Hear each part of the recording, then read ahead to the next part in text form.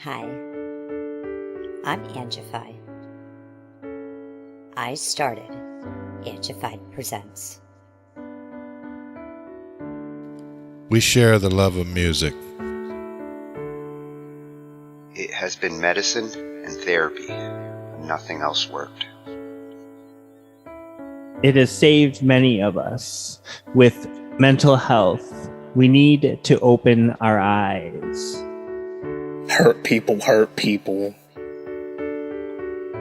We ask that you listen, comprehend, and relate with your ears. Form that heart of unity and one. We share on this stage. Statistics, feelings, And ourselves. we stand with the belief to be you, to be heard, and to be original. We all may be different, with opinions and beliefs. At the end of the day, we are all brothers and sisters. We are family. We ask that you join us in a magical journey with artists from around the world. Open your minds, let in the love. And listen with your hearts. We all want a better tomorrow. Be one. Communicate and look out for one another. And then, and only then, will you find the world. We will find peace in all the world. You'll find the world. And you will find in this shining world. Heroes among us in every boy and girl. Many have been broken, red hearts turn black. Love will melt the ice and turn it back, and you will find the world. You will find the world. You will find the world. And when you find a place called home, where everyone is free to roam, a whole new world, a better place for our children's futures at stake. And you'll find, with music in your soul, laughter in your hearts, together we can grow a better place, with love in us all.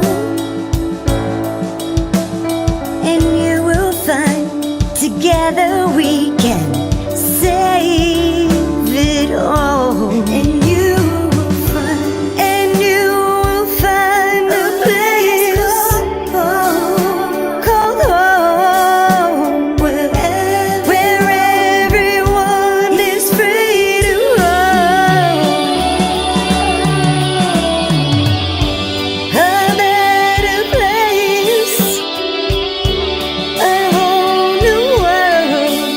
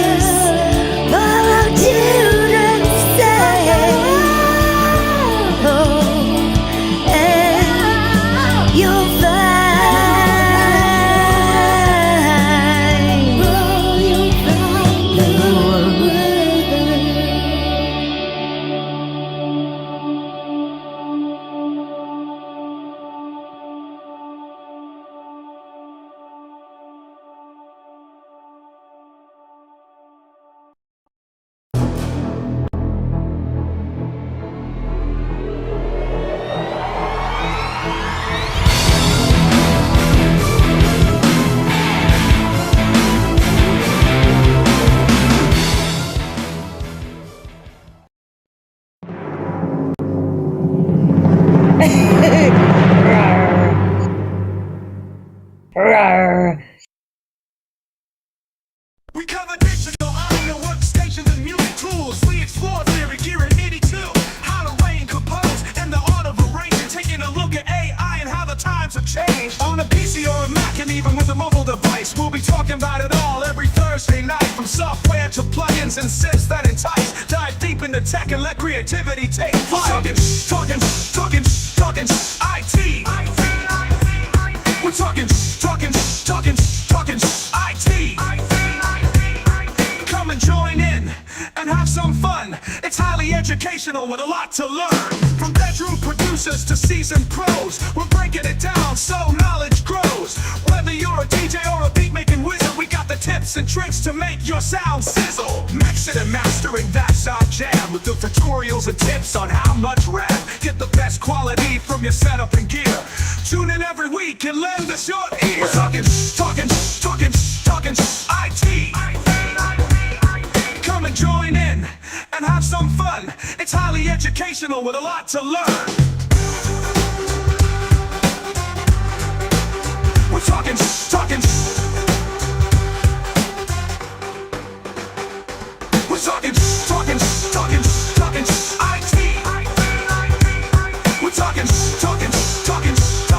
IT. Every Thursday night on Angified.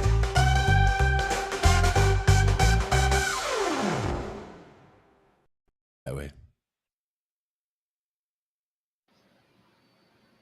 Well, hello, my friend. Hello. And how are you doing on this Thursday? Hopefully, I'm going to be doing good. I've got a blizzard, a nor'easter going on outside, so fingers crossed. Snow after Easter. Well, and it's like two snowstorms. One is going down, big fluffy, and the other one's going sideways like crazy rain. Well, that's no good. Well, hopefully you keep connected. Not what you expect in April. No, that's for sure. It's quite lovely here, I must say. But I'm glad everything stuck through, because we're finally classical night is here. That's right. It's been a long time coming. We've talked about it a few times, and there'll be more than one. So don't worry. This isn't the last chance at classical. There's going to have to be more than one, because I had to pull some out from this one because the list got big fast. This was not a hard one to find videos for, and man, I swear I could do hours just on Nari Soul's channel. Absolutely. Yep. Especially for classical. Yeah. She filled like so many gaps, things that I was looking for. She's one of the best resources for classical music research and, knowledge. I couldn't just pick one. So special shout out to her tonight. Like half of the list is like her wisdom, her knowledge. She's going to help us get our classical on. Nice. Yeah, she's got some great stuff. I mean, I've seen probably a couple of the ones that we're going to be looking at tonight, but there's probably some fresh ones too, because I don't know that I've seen all of her classical videos. So, well, the ones that I loved the most, she has a whole bunch of different in a series of like how to play like this composer, how to play like that composer. Those are some of my favorites. Yeah. I wanted to put them all in here tonight, but I was like, okay, we're going to pick two. One that I know is very close to you, and one that's very close to me. Nice. There you go. And again, it's about the way she approaches it, but also just the way that she's able to communicate so effectively what makes it sound like that composer by just, whether it's flashing things up on screen, the way she, put the whole thing together, all of that just comes together really well.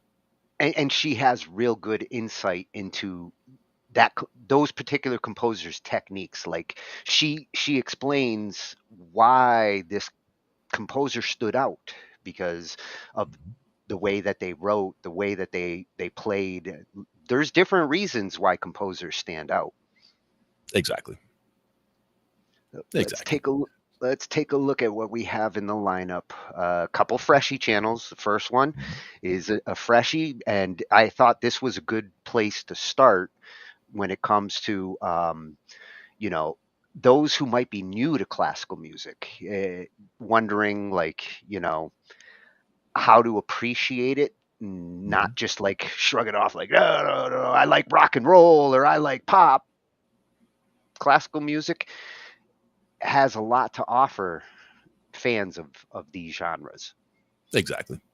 Classical is great. And again, it's where I started. I mean, I started with classical on the piano and kind of fell off of it, but in my music appreciation in general, over the years after that, I think the classical beginnings were very helpful in, both understanding scales and arpeggios and the way things come together. Not that I really looked at music that analytically back then, but I think now that I look back at the music, I'm able to drop things into categories a lot more easily and pick things up very quickly because of that beginning with classical and having that foundation. So it's a good place to start.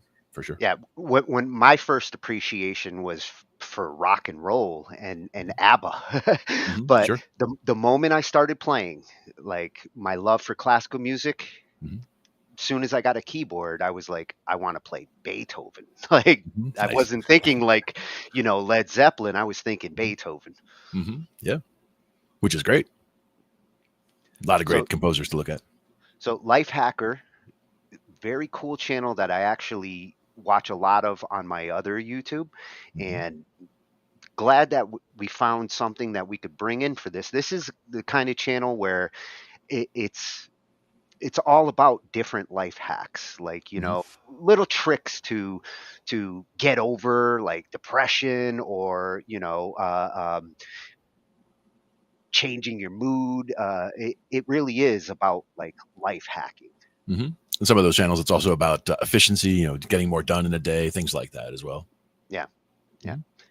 And then we're going to the first of Nari, and this is a good warm up. This is the first video you showed me of hers, and it's the reason why I keep going back to her channel, because she does an analysis of emotion in classical music and how classical music really does have a lot of emotion in it that gets tied in certain ways. And as you can see from the composers up there, which composers really had certain emotions. Oh, sure. Some of them are definitive, for sure. Yeah. So she does a little emotion mapping here. Nice. And that's going to be at Nari Soul. And I wanted to include this one to kind of show the instruments back then that were, dominant. I mean, piano is obvious, like piano really dominated in classical music, but the entire orchestra and the development of the orchestra came from what was being written. And also, as I've done more as a sound guy over time, like my ear hears orchestral music differently than I used to. Like it used to just be, it's just all, one thing.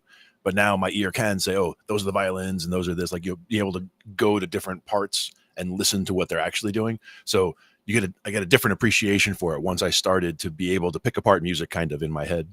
Yeah, that's the beauty of once you start to appreciate it, you really start to see the effectiveness of like the strings or the brasses and how they complement each other in this giant arrangement.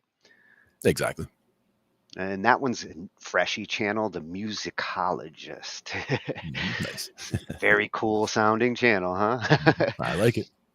Same with this one. This is one that we actually visited before, but perfect video to kind of wind down the introduction into classical music, which is going through the different periods. And to be honest, I have gaps in here. Like there's certain periods that I'm not as fluent in as others. Right. Yeah, the earliest two periods listed there are ones that we did in a music appreciation class that I remember doing in college. We definitely focused on the Baroque period a lot. Yeah, well, the Baroque period was I swear I spent almost 2 decades just on the Baroque period. Yep. Yeah, that one's going to be coming from Enjoy Classical Music. The nice name says it all. Absolutely. That's what we're talking about tonight. Exactly. Oh, and this one was real interesting to me because, you know, when you look at titles for classical pieces, it's not like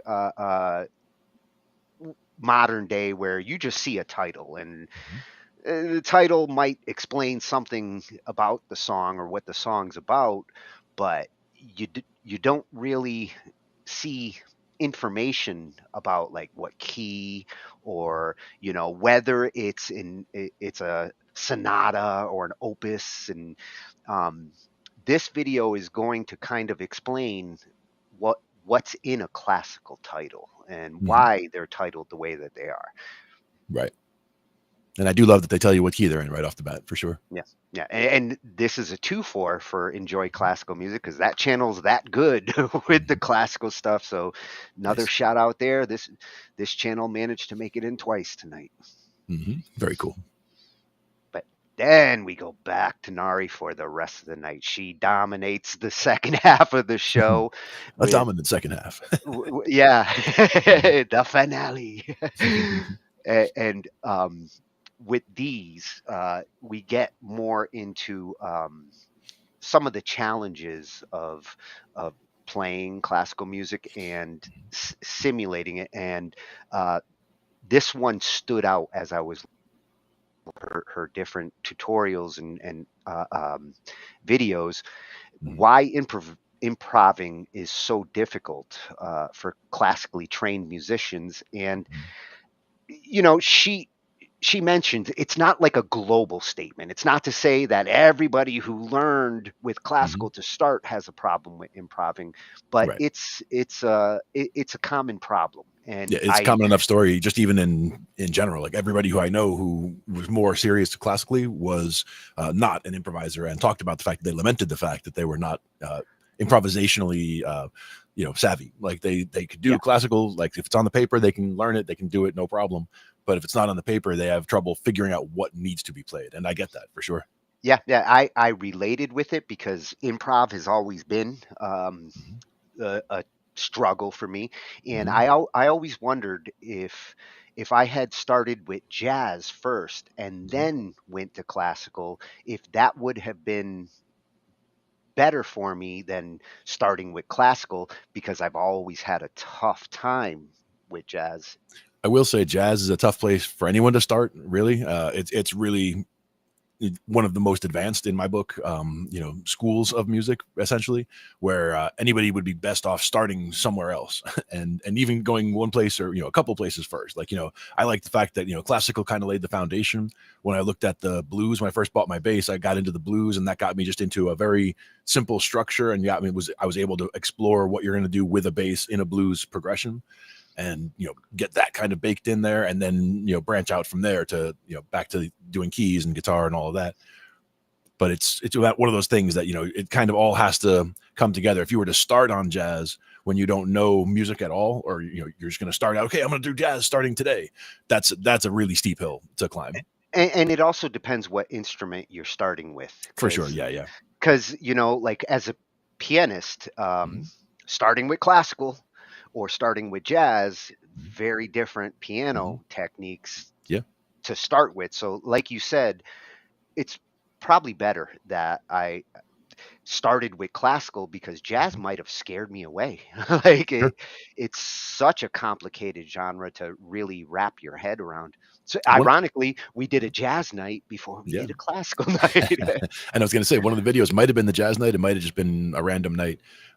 We did one of the videos about jazz, talking about when you're starting in jazz, start with these, and it was 5 or 10 songs, standards to start with. And the idea being that, number one, these are songs that are so common that they would come up all the time in a jazz setting. Like if you walked into a jazz jam, there's a good chance that some of or most of those songs are going to come up, because they're so common and so standard that everybody does them.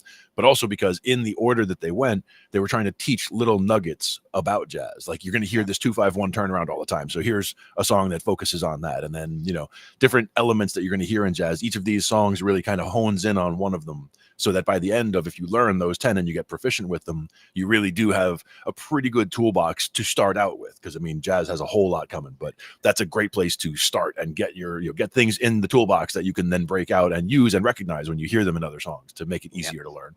Yep. And speaking of good songs, common songs to learn from, the next one, we saw part one of this. We actually covered that in another episode, and it was such a popular video that she ended up making a part two, Nice. variations off of Autumn Leaves. A good piece to show what she's going to show here, which is the styles of different composers. You can see all these composers here. She's going to show Autumn Leaves in each one of their styles. So same song, but approached with the techniques of the different composers. And it really is a good example to see like how the different composers would play the same piece. Yeah, it's one of my favorites of her, the styles of videos that she does, for sure. Yeah. I couldn't wait to see part two. I loved part one. Definitely. And to finish off, like I said, I love her videos of how to sound like this composer. They're so informative, and I was like, okay, Glenn's not gonna argue if I pick Chopin. No argument at all. My dad's favorite, one of my favorites for sure. Yeah, probably the most referenced of the composers that we mentioned constantly. Exactly, it all comes back. So we're going to take a look at how to play like Chopin, and then to finish it off, one of my all-time favorites, J.S. Bach. I mean, one of the kings. Excellent. So we're going to get to really see, like how these composers did what they did, and what made them stand out. Exactly. But first, we're going to learn about listening and appreciating. Well, yes, we have to learn to appreciate in order to appreciate. Exactly. And this one's coming from, I believe it's at Lifehacker. I think that's right. Yep. Yep, at Lifehacker. Oh, he got the good at name. Nice. Yeah, and like I said, this is a great overall channel just for, dealing with life and how to kind of hack your way through some of the situations. And if you don't know how to roll a joint, he's got a tutorial on it. That's good too. Good to know. Well, it's funny, because we've been looking at psychology of music, and we even looked at a couple weeks ago the medicinal, the uses of marijuana in music. So, yep, true. I will be coming back here, Lifehacker, because I can't roll a joint. So maybe you'll teach me. Well, that's why you have a machine to roll a cigarette. It does a better job than I do. But here we're going to learn to appreciate classical music and where to start. Like what would be some good music to start with to begin to appreciate what classical music is. Let us begin. Classical music. It gets a bad rap. That's mostly just because people aren't familiar with it. I mean, you can immediately tell the difference between Kanye and Madonna, but if I ask you who wrote better operas, Verdi or Wagner, you might be completely lost. I mean, I was. I'm Nick Douglas, and I too want to appreciate classical music more, but it can be hard to know where to start, so I'm here to ease your apprehension and help you find classical music that you'll actually love.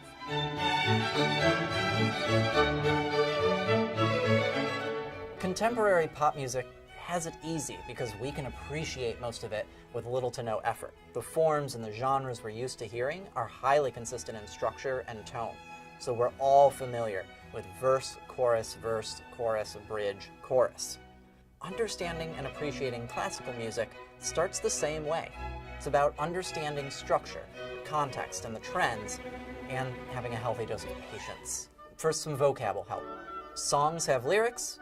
Pieces are just music. Pieces can be songs, but saying pieces will help you sound a lot smarter.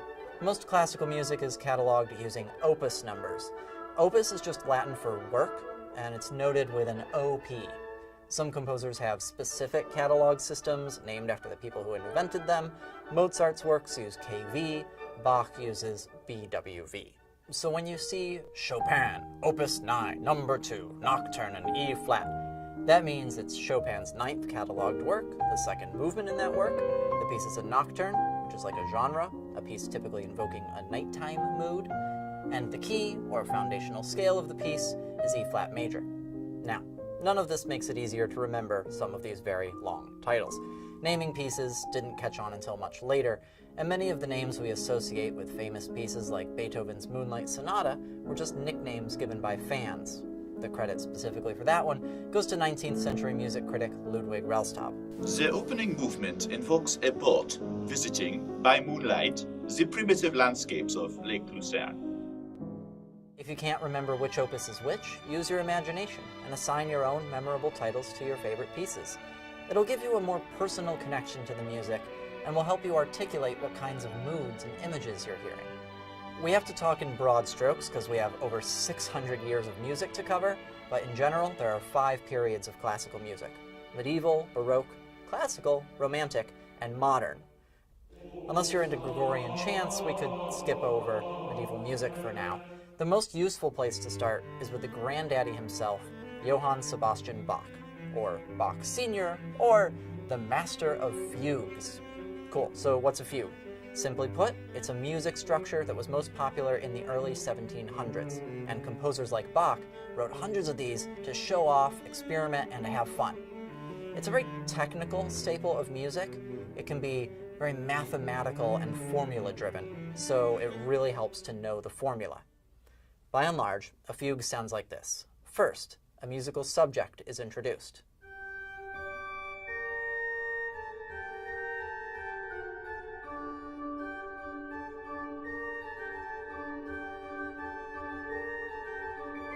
Then other voices echo the subject.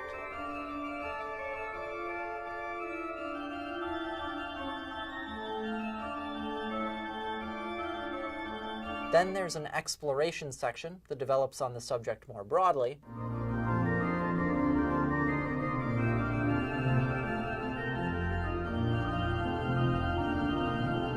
Until we return to the subject in the recapitulation, the recap.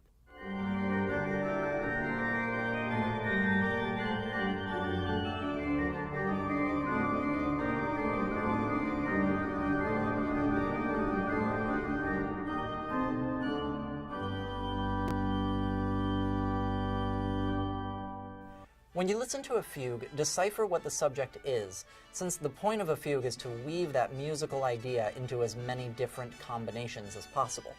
It might not be apparent on the first listening, so be ready to keep things on repeat. Understanding the structure and intention behind classical music makes appreciating and enjoying it so much easier. So tune into your imagination and settle in for some mind-bending music. And check out our Lifehacker Spotify playlist for a starter pack of excellent Baroque pieces.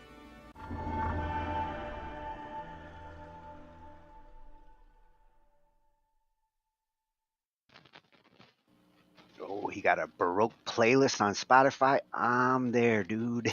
I definitely recognize the Chopin piece is definitely one of the ones that floated around the house with Dad playing the piano.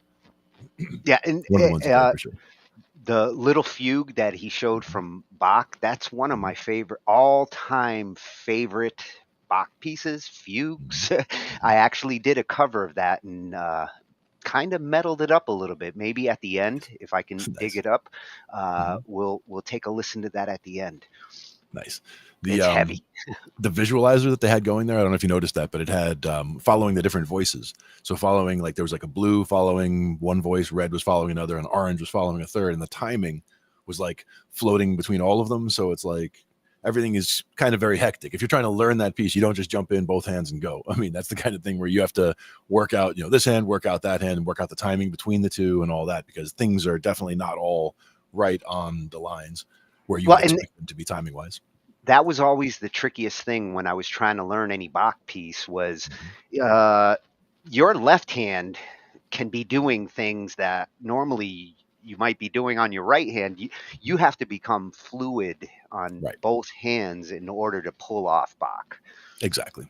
You almost have to have two brains because like one has to be focused on the main melody and the other half of your brain is focusing on the counterpoint. Exactly.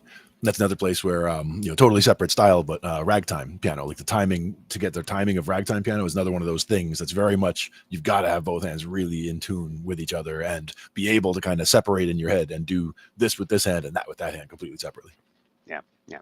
And I like his point of use your imagination. If you really want to appreciate classical music, imagination really helps you to, because you have to fill in. There's no words. You fill in certain things, moods, what the song's really about, what it makes you feel. That comes from inside. Yeah, go for the journey. Yeah. Yeah, and I was surprised to hear that Beethoven did not name it Moonlight Sonata. That it got named in the, what did he say, in the 1900, the 1800s? I think it was the 1800s. He said, yeah. No kidding. That's new to me.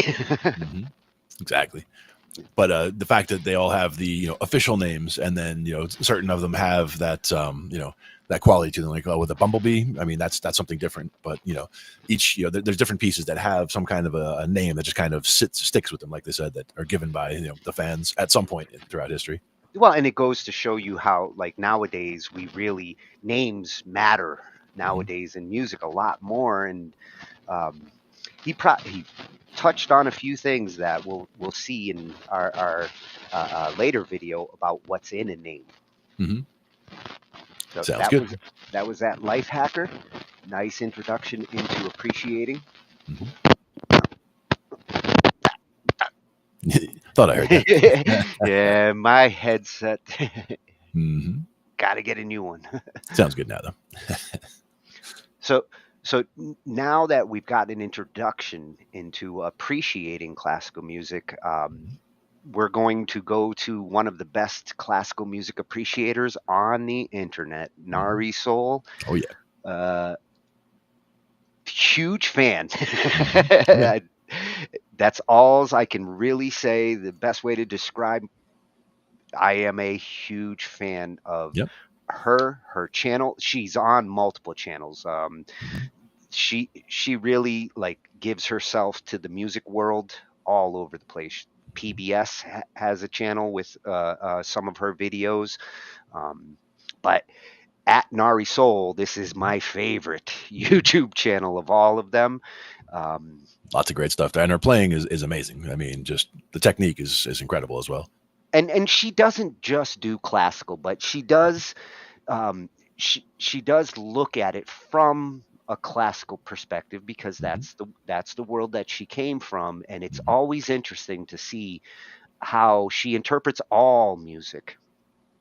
Yeah, and she's definitely the analysis that she does, and again, the way she's able to break down the different styles, and in this case, the different emotions, and map them to different things. It's definitely worth checking out for sure. Yeah, and actually, this video, the 3 Tiny Habits That Cured My Laziness, that's one I'm going to watch afterwards, because that is part of the struggle of songwriting. Is you feel motivated when you're not at the instrument, and then when you get to the instrument, it's like Well, that's why my instruments are always right there within arm's reach. So if I have if I wanted to play, it's just I reach over and I grab it and I start playing. So it's there's no barriers, minimal barrier to get it. You're lucky in the sense that you force yourself to play almost nightly with those open mics and jamming with everybody. So it keeps you on your musical toes. Exactly. And we don't always know what we're going to play when we go up there. And, sometimes you go up there and get thrown in with somebody else, and you're just going to play a style that you never even played before. And that's fine too. That's even better, because then you're just all seeing, how it feels to just jump in and play with musicians that you don't know, which is a good thing. You don't have a problem with improv.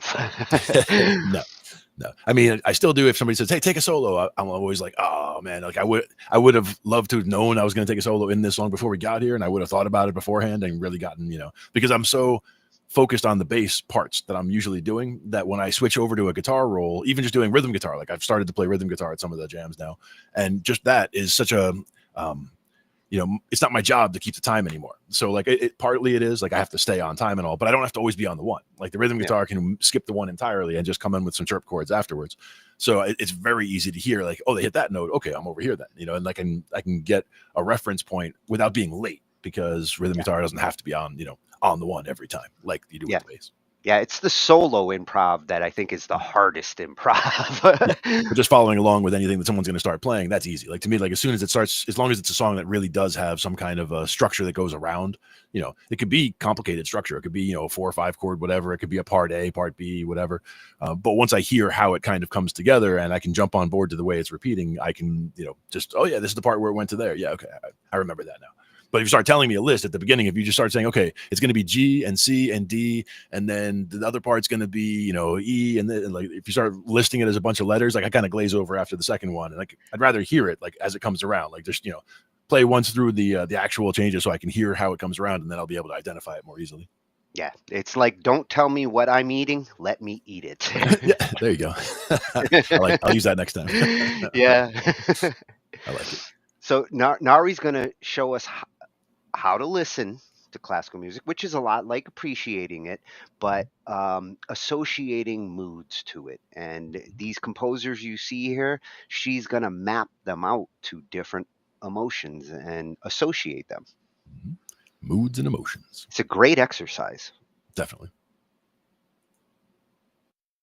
Marisol, I'm a pianist composer, and in this video, I'm going to take 10 famous pieces of music and match them with 10 different emotions based on how the music makes me feel. Each emotion will increase in complexity from 1 to 10, with the last one being almost impossible to describe. First composer is Scott Joplin, and the piece is The Entertainer.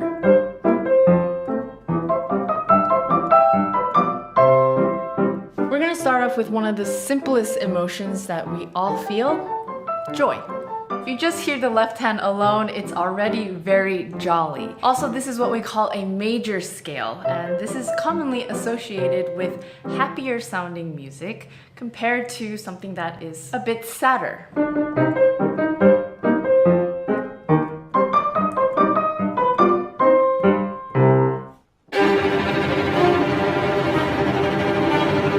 The next composer is Antonio Vivaldi. The piece is Summer from his Four Seasons, specifically the third movement. And this represents to me anger. In contrast to the Joplin, this is in a minor key, and you really hear the distress in the music, especially with all of the repeated notes. These downward scales are also climbing up. And of course, the direction changes and these scales go upwards, and all of this build into this commotion that really gives me the feeling of unrest.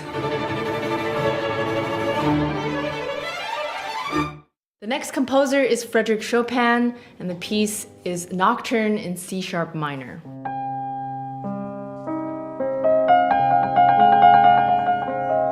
And this one represents sadness. There's a sense of longing in this piece because the melody really lingers on. These intervals going high up, there's a lot of pain in there. It almost pulls on your chest. By just changing one note from the E to the E sharp, we have a brighter sound.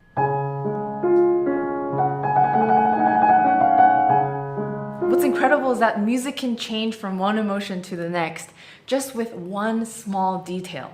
The next composer is Richard Strauss, and the piece is Thus Spoke Zarathustra.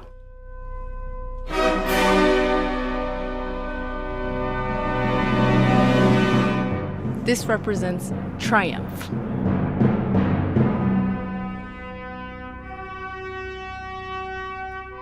This music is a fanfare, and with the brass, it conveys a feeling of anticipation, grandiosity, and also with the timpani, there's something very tribal about it. It takes a while for us to even know if we're going to a major key or a minor key, because this still is unclear. And then we have both.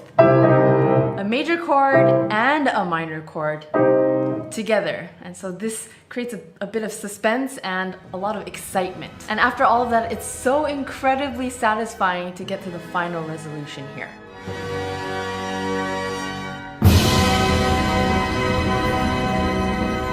Before we move on to the next composer, I want to mention that I'm at the Elbphilharmonie, one of the world's most reputable concert halls, and I am lucky to be their first creator in residence.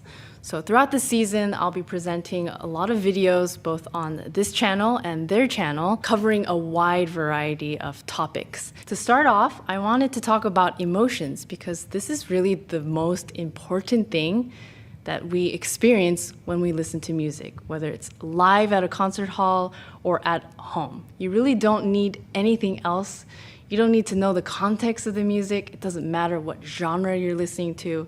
Emotions is the main thing that leads the experience. But the great thing about emotion is it's a great language that speaks differently to everybody in the room. The composer might have something on his mind why he wrote this music in a certain way, and it will be completely different for you, and still it will be a huge and rich experience. The next composer is Franz Schubert, and the piece is Erlkönig, or Earl King. This represents terror. Just with the octaves alone, you feel an incredible amount of tension and anxiety. In this case, we have the text to refer to, and it's based on a poem by Goethe, which is about a boy and his father riding on a horse while the boy is being overtaken by a supernatural being and he eventually dies. This is very scary, spooky, and very disturbing. The next composer is Aaron Copland, and the piece is Appalachian Spring.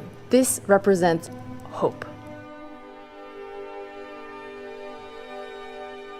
This is one of my favorite pieces, and it really made sense to me when I was on a road trip across the country, across the United States, and I was listening to this music in the car while seeing the landscape of Middle America. What's neat about this piece is that it's constantly changing between bustling music that's really energetic, fast, and really exciting, and then it switches gears and all of a sudden you have these long sustained notes and you're just suspended. And this is when I think the emotions of feeling hopeful and sort of in awe gets amplified.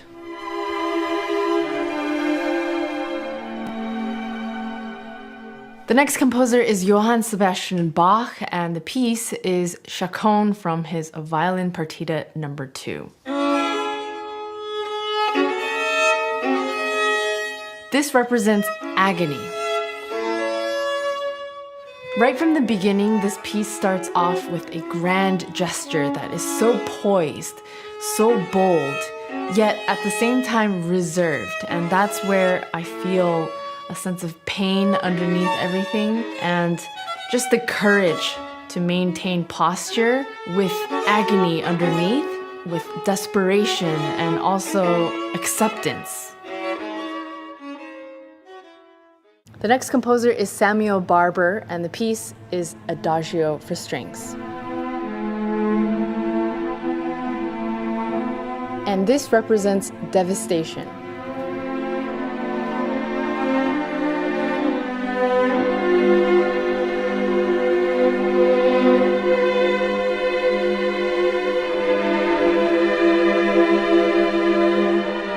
A lot of these phrases, they start with a tied note.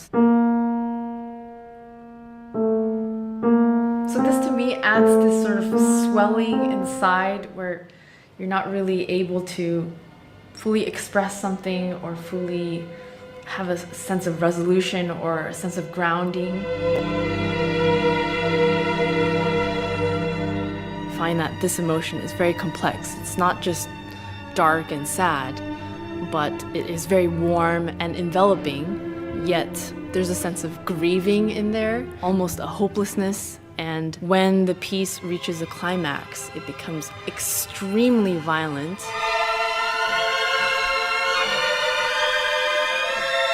And I find that to be very powerful. The next composer is Eric Satie, and the piece is Nocien number 1. This represents numbness.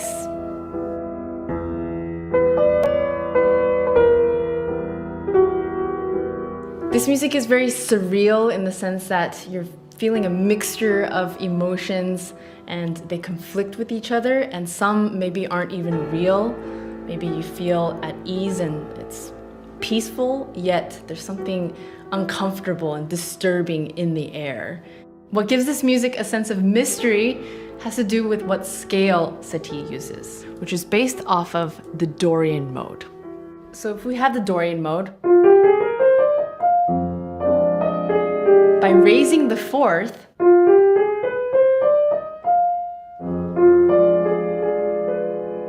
to me it adds a sense of mystery and a sense of something disturbing in the air.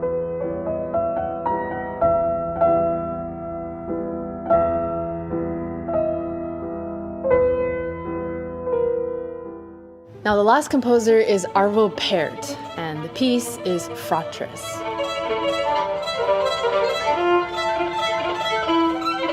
This represents conviction. I don't know how to describe this. It's restricted, yet free, yet there's a sense of purpose.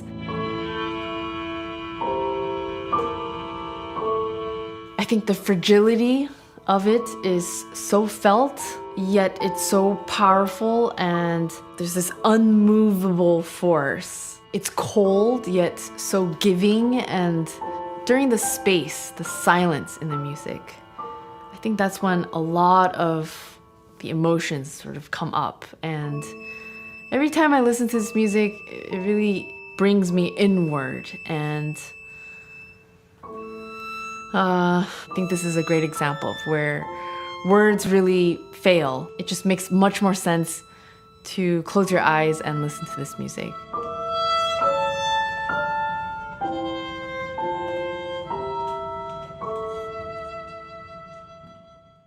Circling back to what I said earlier, everyone will have a different experience while listening to the same piece of music.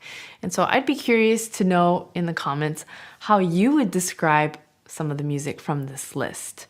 Please subscribe if you haven't already, also to Elbphilharmonie, so that you are up to date with the videos that will roll out this season.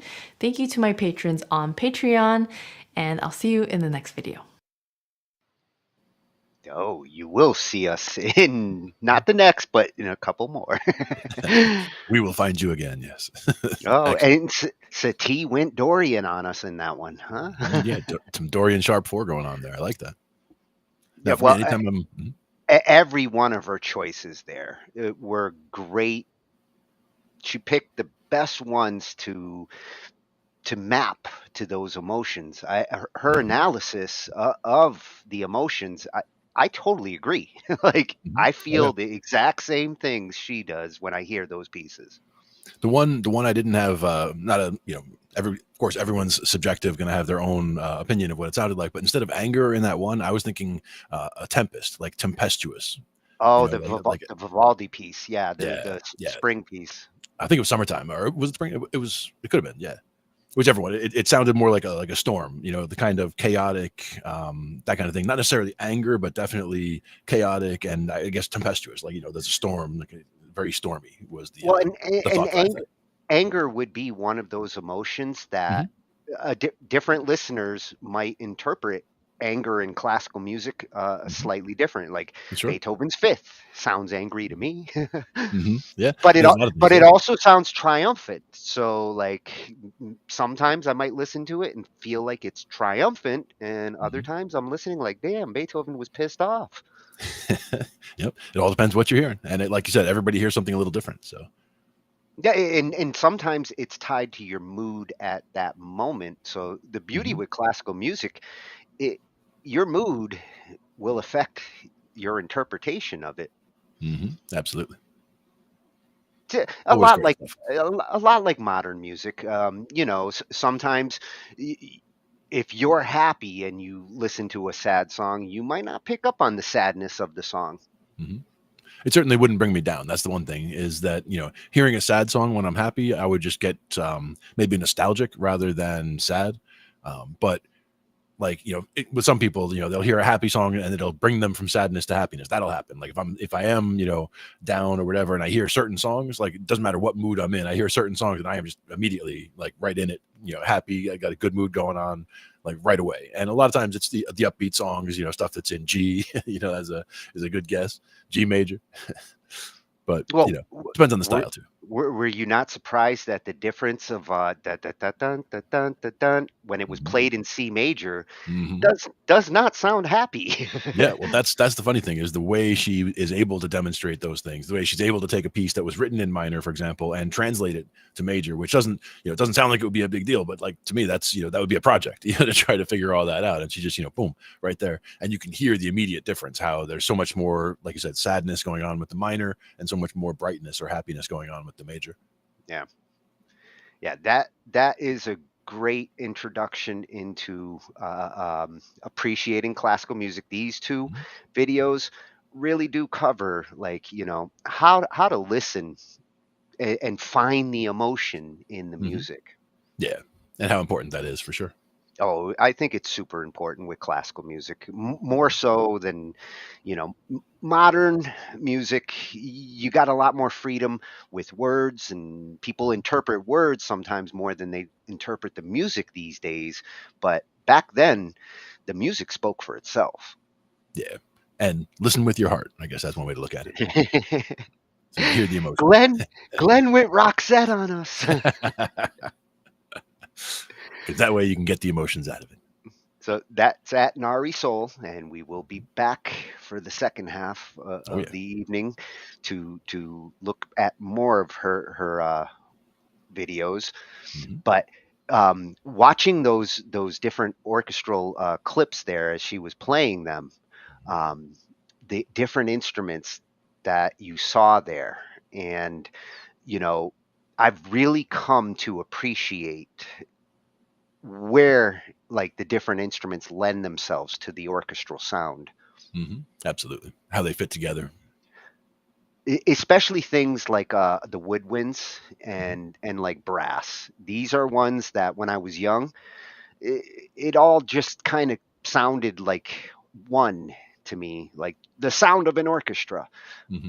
But as I've developed more of my ear over the years, I really am like focusing on what the brass is doing, what the winds are doing, how they're doing them against each other, and the conversation that goes on in the orchestra. Yep. And just in music in general, being played by more than one person. Like even that, like you mentioned, the open jams that I go to, a lot of the open jams, I'm just sitting back and I'm just watching, looking at one person and then the other throughout the band, and seeing, honing in on what that person is doing. Like I can see the hands moving, so I can tell, okay, that one's chunking the rhythm right there. That one, I can see him doing the solo right there. Like you can immediately break those things out and see, focus on which person's doing what, which level I would be changing if I was the sound guy. Like, oh, I'd bring that guy way down and I would bring this way up just so that they would be balanced out better. All those kinds of things like just kind of jump out at me. And same thing when I'm watching, a band on TV, or you're watching a video, for example, just watching, and you can kind of home in on, there's two guitar players and you're trying to figure out who's doing what. And you can kind of, home in on the hands and see what your brain is able to separate from that just by seeing what they're doing. Yeah. And it can be tricky with just 3 or 4 people in a band. Can you imagine what it's like when you have, a whole orchestra of musicians? Exactly.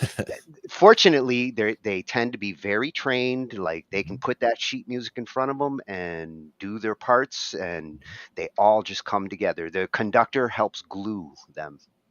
Now, there are some of the VSTs that also helped a lot with understanding how the pieces of the orchestra come together. Like, here's your violin section, here's your this, and like where they're placed in the room compared to the conductor. And you can get into all of that as far as the, the relationship of where everything is in the room so that the sounds, how they arrive at the conductor, because the things like the timpani is going to be way in the back, right over there. Yeah. And then you've got somebody who's right up front. So the conductor's going to hear them at different times. So they have to, they have to compensate for that in their timing. Yeah, and that's something I've been studying a lot more of, like orchestral instrument placing to help me with my orchestral mixing. Exactly. And VSTs like that can help, but being familiar with what's going on there is also very important. So we should educate ourselves on the instruments of the orchestra. Yeah. Well, an orchestra night would be a good compliment. Sure. So our next video, we're going to look at the instruments of the orchestra, and it's coming from at the musicologist. Free education for all. Hey, that's the spirit. Go and look at these videos he's got here. I mean, this is another one who goes and studies. This is a little different than what you'll find on a lot of YouTube channels. Going after things like articulation. I love it. That's something that a lot of them don't talk about and should. The unspoken language, articulation. Yeah. And I needed a good video to help explain the instruments of the orchestra, and it's in the title. I like it. Let's check it out. Yeah, let's become musicologists.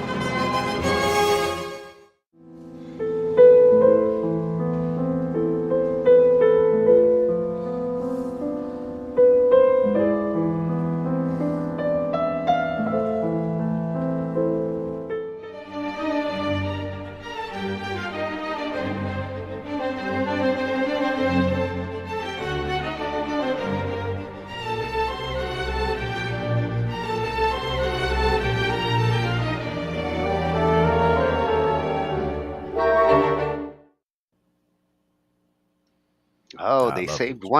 they saved one of the best for last with the piano. Indeed. Love it all. And I learned something. You are a bassoon. If you were an instrument, you are a bassoon. or a Gotta get that. tuba. Yeah. My cousin played tuba when he was young, you know? Well, seeing all those different instruments, I'd have a tough time picking like my favorite or one instrument that I would say like stands out in the orchestral sound.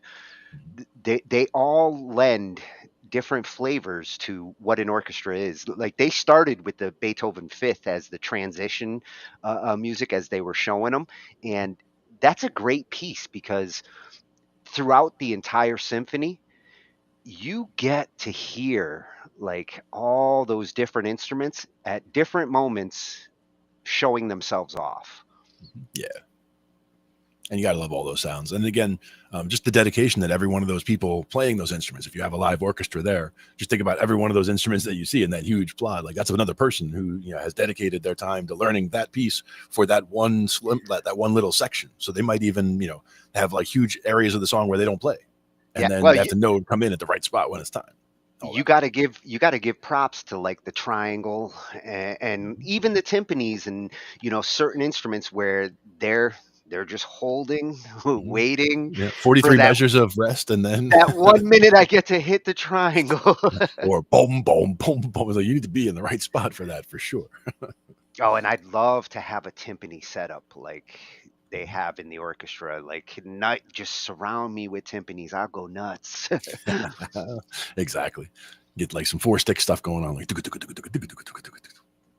But I'll tell you, as I'm getting more into the different instruments there, I'm really finding an appreciation for the some of the winds, the bassoon, the English horn, the French horn, the sounds that like they create.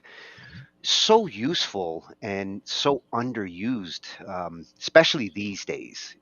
Back then they really did a good job of incorporating them. The composers back then, really wrote for all the instruments, but you don't hear like good French horns or English horns in modern music as much as I feel you should. Like I can think of some Pink Floyd songs where like the use of the horns really gave it, like made the song. Yeah, and that's the thing is it is a very distinct kind of a sound, and once you hear it, it's like, oh yeah, once you're able to pick that out in a song, all of a sudden you'll hear it other places that you necessarily might not have thought about it before. You might have thought, oh, I thought that was a guitar line or whatever. Some people don't really think a lot about what instrument is playing the line that they're listening to. When I hear them, for me it's like regal. I feel like I'm hearing music from the king, like at the palace. Sure. I mean, right now I have strings on it, but where would like you're saying the English horn and the French horn? I really do like the sound that they like. This would be the English horn, and this keyboard is very. It sounds very electric, but there's usually more breath to it.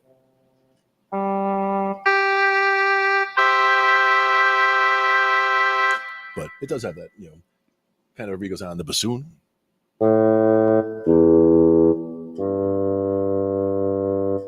Yeah, the bassoon works great if you're making like music for cartoons and things like that.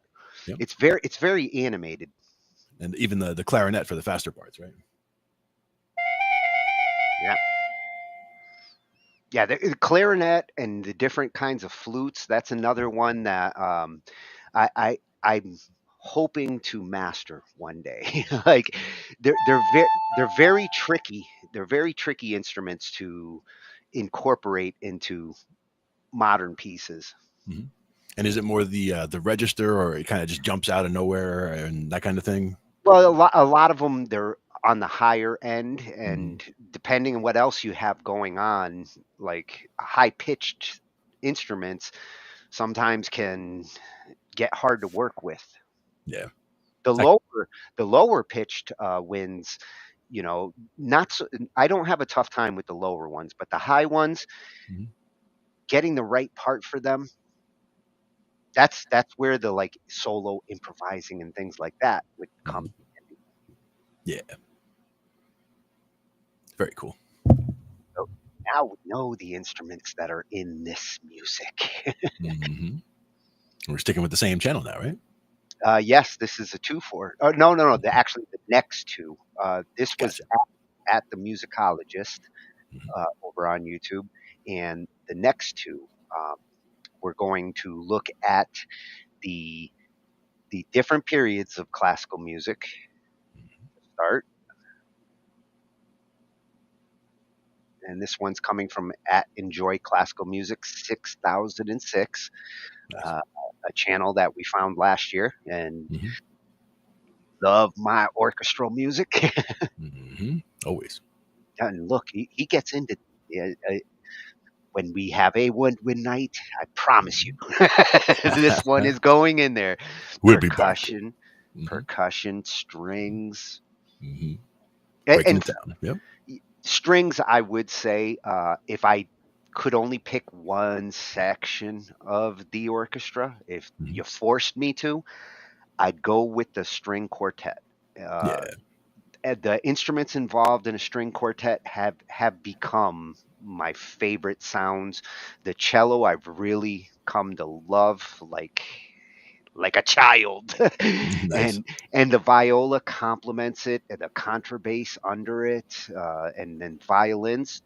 Those would be my, if I could only write with a chunk of the orchestra, that's where I would go. Nice. I have a video for you for later for it's a string, it's either a quartet or a quintet playing with Trey Anastasia from Fish. And they do like a whole show of stuff. It's good. With the quintets, what do they just basically add a second violin, right? I think in this case it was Trey's on the guitar. So I'm trying to remember now if it was a quartet or a quintet before adding him. So it's, you know, him on the guitar and then the rest of the group there. We'll check it out later. I'll have to remember the name of the, you know, the group that was either the quartet or the quintet, you know, before the addition of you know, Trey joining in. Well, you won't have to twist my arm. Yeah, no. You'll like it. So we're going to look at, you know, the 5 periods of classical music that we've experienced, and modern is still being defined. I mean, it really is not as old as some of these other ones. Indeed. But and it's good to be able to categorize where everything's coming from and see how the progression went from one to the next. Yeah, in the timeline, because like I said, I've got gaps here. You know, there's certain ones that I'm very familiar with, and there's others where I didn't even place them in this order. If this is the order in the timeline, I always thought Baroque was the beginning, but the Age of Renaissance, I think, kicked it off. Yeah. We'll have to find out what the definitions are. Yeah, let's see what Enjoy Classical Music says. Right. It divides quite neatly into 5 periods, each one a reaction against the previous. As so often when dealing with culture, our story begins in the Renaissance. Out from the monasteries and churches, and also the taverns, comes a new sound. The major key had finally been discovered by Western music. Now, for the first time, names other than anonymous emerge from the murk of history. Individual composers exploring this new sonic landscape. Innovations in crafting and metalwork add instruments to what had previously been mostly vocal music. And yet, this is the wild west of classical music, a place of stunning beauty and lawless harmony.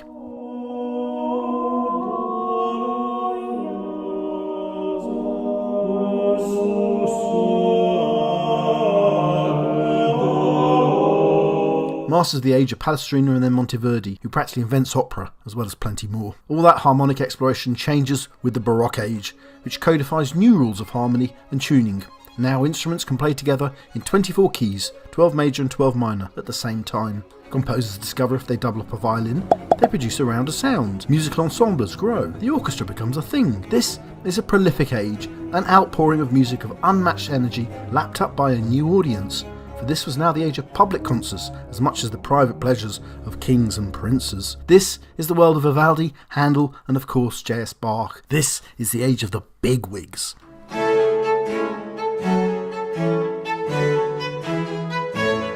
But tastes change once more. Where Baroque music delighted in complexity and detail, the new classical style emerges like a spring clean. Wig sizes shrink. Musical instruments are decluttered. Harmony is simplified with a dominance of the perfect fifth. And melody takes centre stage as complex forms like the fugue are cleaned out in an organisation of music into established genres and forms, like the Alberti bass, the string quartet, the symphony orchestra, and the sonata form. Music is now nourishment for the mind. This is, after all, the Enlightenment. This is the age of Haydn and Mozart. This is the classical large C age of classic small c, classical small c music. But fashions change once more, and that eternal need not to sound like Dad's music meant yet another revolution. Romantic music emerges into the 19th century. If the classical age appealed to the head, the Romantic age appeals to the heart. Composers start to struggle against the forms and genres of music established in the classical age, a struggle you can hear in the music of the legend that straddles these two periods. Beethoven's music still obeys the classical forms, but pushes them to the limit. Quartets with 7 movements, enlarged orchestras, symphonies with singers. Everything's getting bigger, longer, louder. The Romantic age emerges with the smell of gunpowder in the air. This is the age of revolution and new nationalism.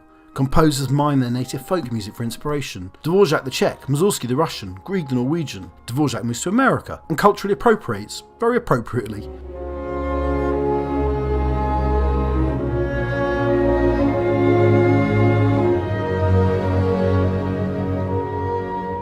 The age fully emerges with the composers Richard Wagner and Johann Brahms. There's a silly argument between the supporters of these giants. It's an argument that looks ridiculous with the hindsight of history. The music of Brahms and Wagner sound much more similar than the music of what's about to come.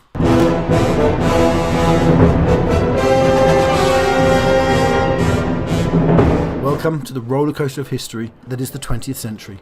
However you date it, philosophy, science, cubism, World War I, there is a total new perspective that begins with this new century. In music, the harmonic system isn't just challenged, the movement known as atonalism attempts to destroy it altogether, which, if you ask me, honestly didn't need destroying. Russian composers are on fire in the 20th century, much as their homeland often seems to be. Stravinsky, Prokofiev and Shostakovich offer a discordant tone without going full atonal, although Stravinsky has a go. These composers produced the soundtrack of the first half of the 20th century, a derelict landscape full of death and bereft of a god. Over in America, things were much more optimistic.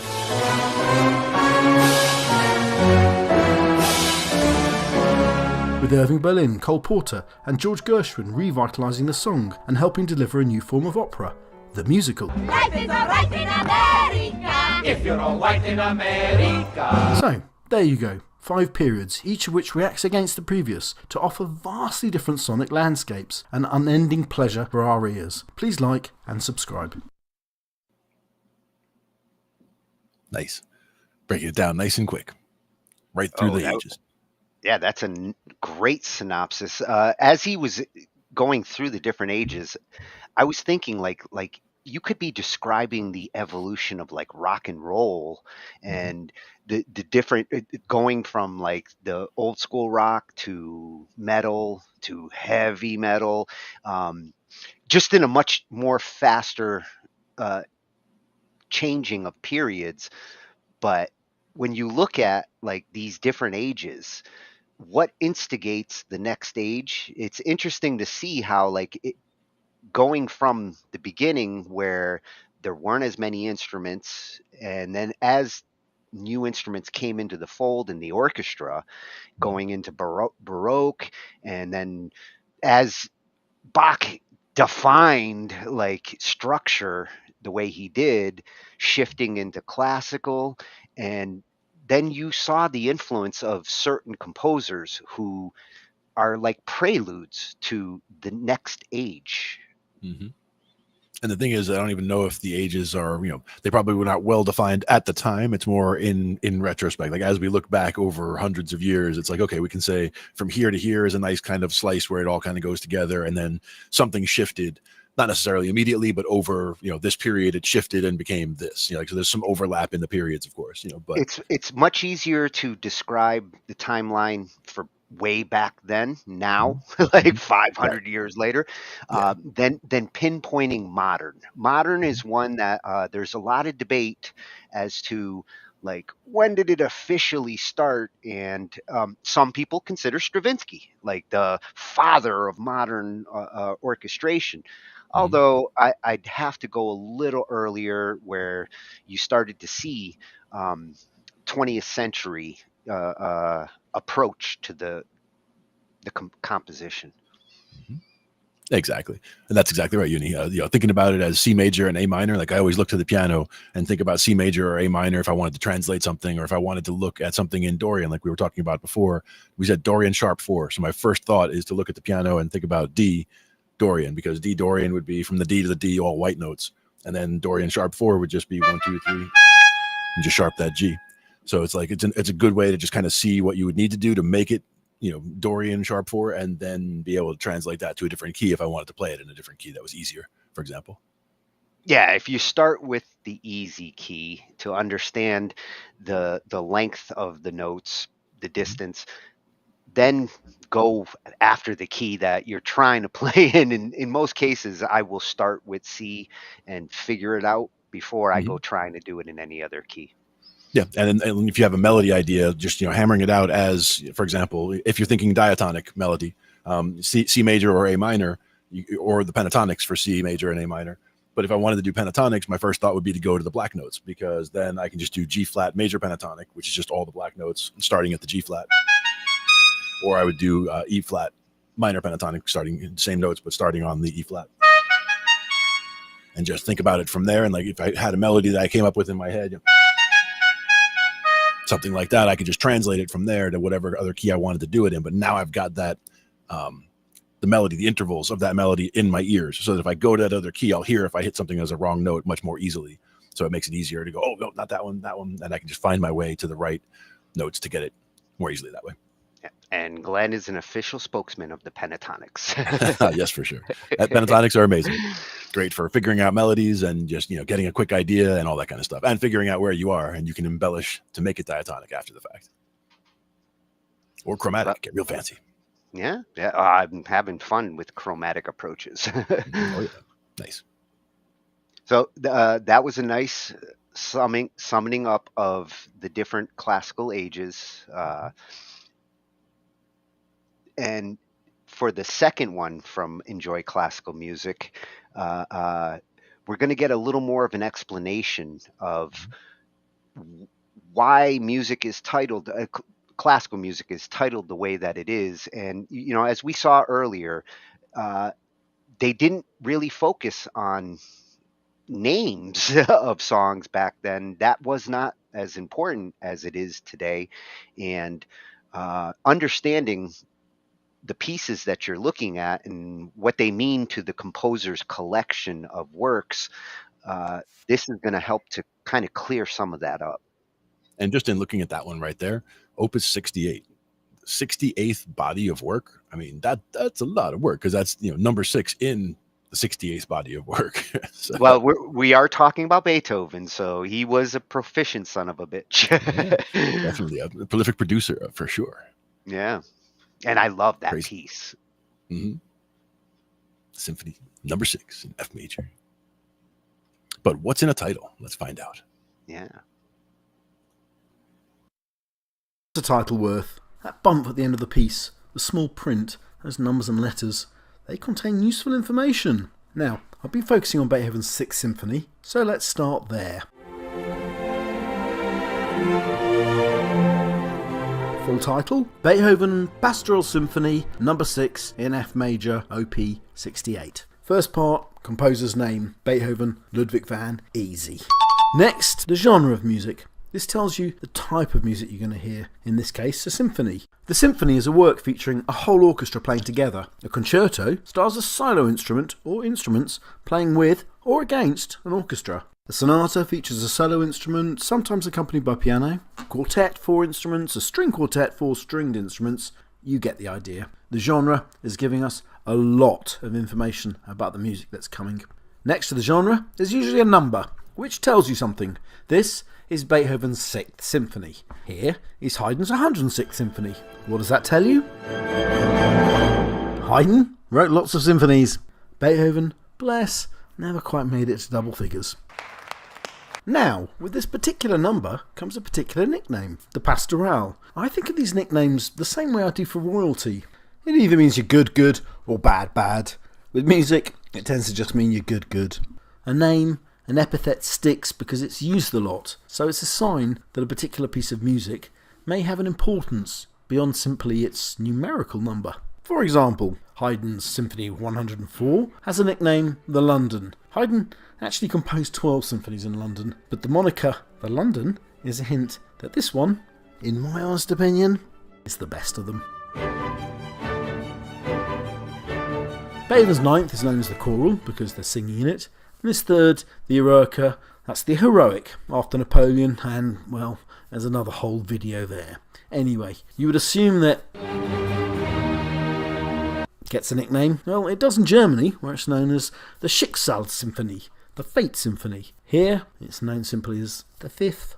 In point of fact, the pastoral epithet originates from Beethoven himself, who entitled his work the Pastoral Symphony or Recollections of Country Life. So, it's a bit of a cheat, but the important thing is the nickname stuck, and that should tell you something of interest about the piece. Next, the letter, F major. That signals the key of the piece. A composer has a choice of 24 keys, 12 major, 12 minor, a choice which immediately tells you something about the piece. Music in a major key tends to be harmonically stable and therefore generally positive, happy, solid, grounded.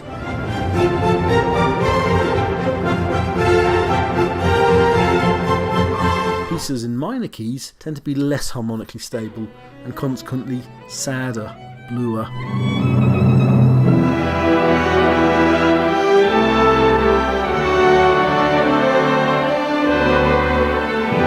Choice of key can tell us more about the music. F major is a rather mellow key. As the subdominant C major, it lies harmonically below our tonic. Now that's a subject that requires yet another video, but suffice it to say, F major is a key with a grounded mellowness, quite appropriate for Beethoven's jaunt in the country.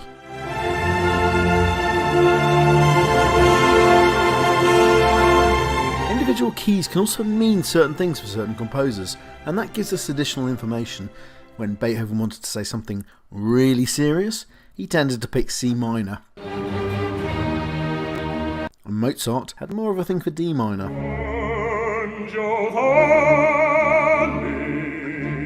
Next, and finally, comes the letter number salad at the end. Now this is cataloguing stuff. Here, OP 68 stands for opus, Latin work, 68, i.e. Beethoven's 68th catalogued piece. Now this is useful. Opus 1 was Beethoven's first work, which he deemed catalogable, back in 1795, and his final catalogued work, 31 years later, was the string quartet, Opus 135. So Beethoven's works run from Opus 1 to 135. Opus 68 sits pretty much in the middle of his life, so odds are this is a middle period work, and bingo, the Pastoral Symphony is mid-period Beethoven. Group hug everyone. Anyhow, this cataloguing system can vary. It works much better after Beethoven's time, with most composers using the opus system. But before Beethoven, well, those composers weren't cataloguing their work for posterity as they went along. So it was often the job of scholars and musical sleuths to do the cataloguing after a composer's death. Thomas Kuchel was the man who ended up cataloguing Mozart's works shortly after the composer's death, and Kuchel, or at least his initial K, has since become the cataloguing system itself. With Bach, it gets a bit more difficult.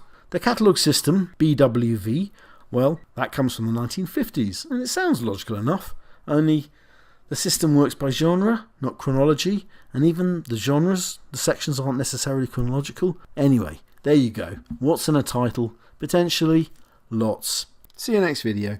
Please like and subscribe. Oh, I do love Beethoven's Schicksal Symphony. Oh yeah. I never heard it. That is one of the rare few where everybody recognizes it for its number. Oh yeah.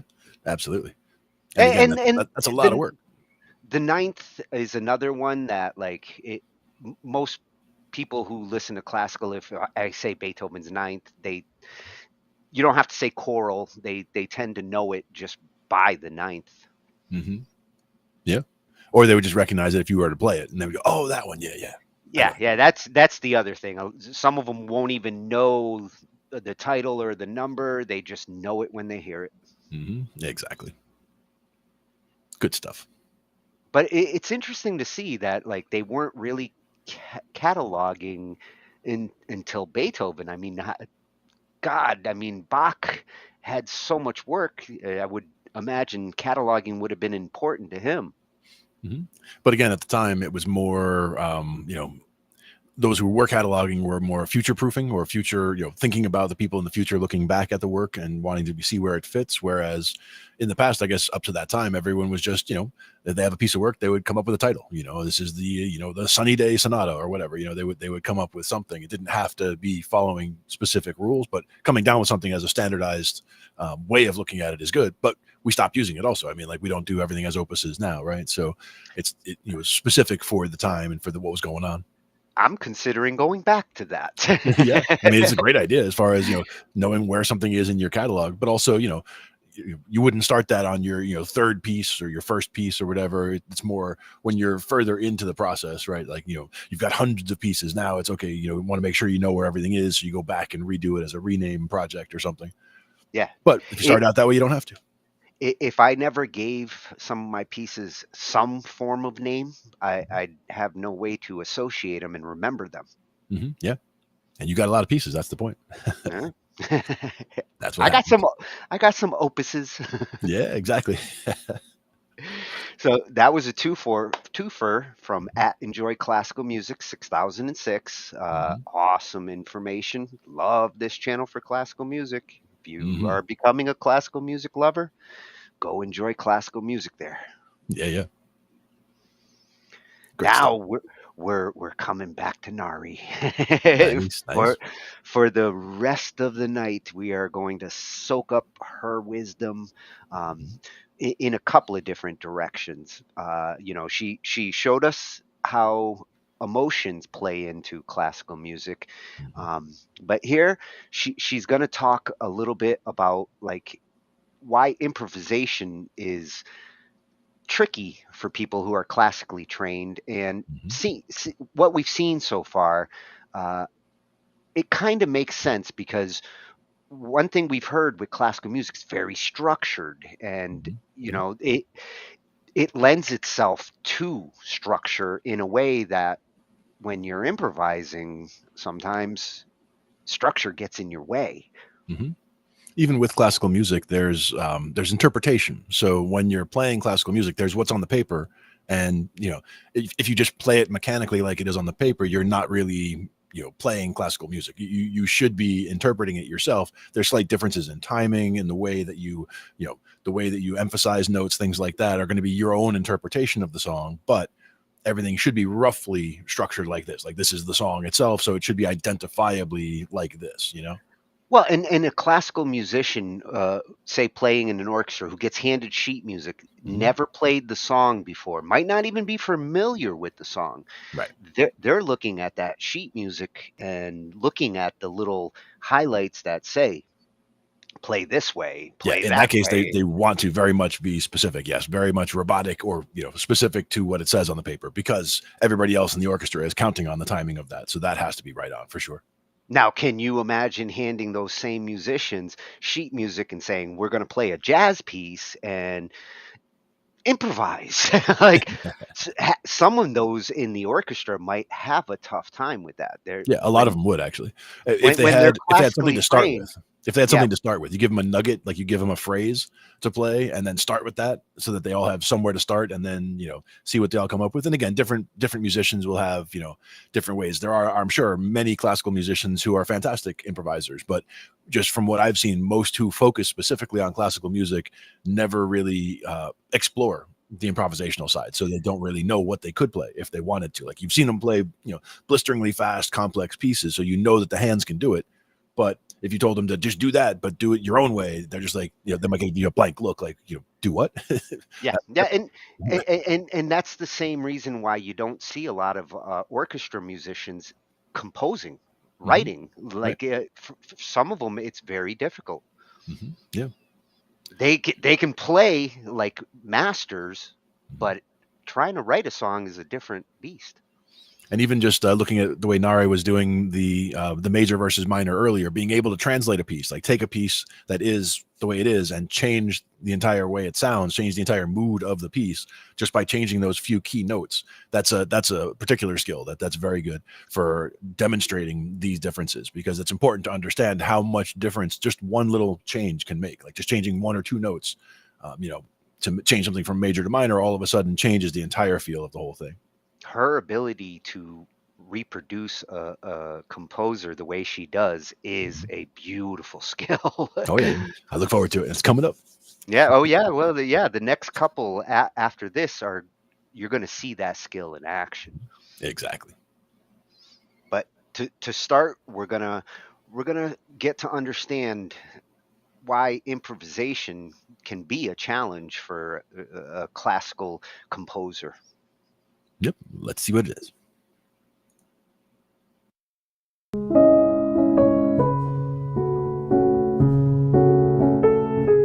Why is it so difficult for classical musicians to improvise?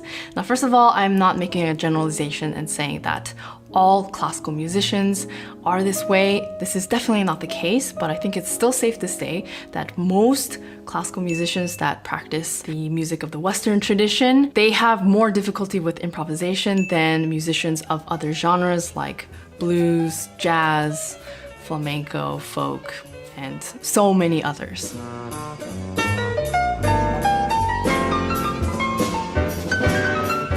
Now, I am personally invested in this very question because I've struggled with quite a few things related to improvisation as a classically trained pianist and composer. How can you follow all those cues, know what's going on based on the context, and retain all of that information musically and be able to improvise over it? Hey, Nare, find something cool that you wrote, your thing. Find a cool chunk that we can jam on.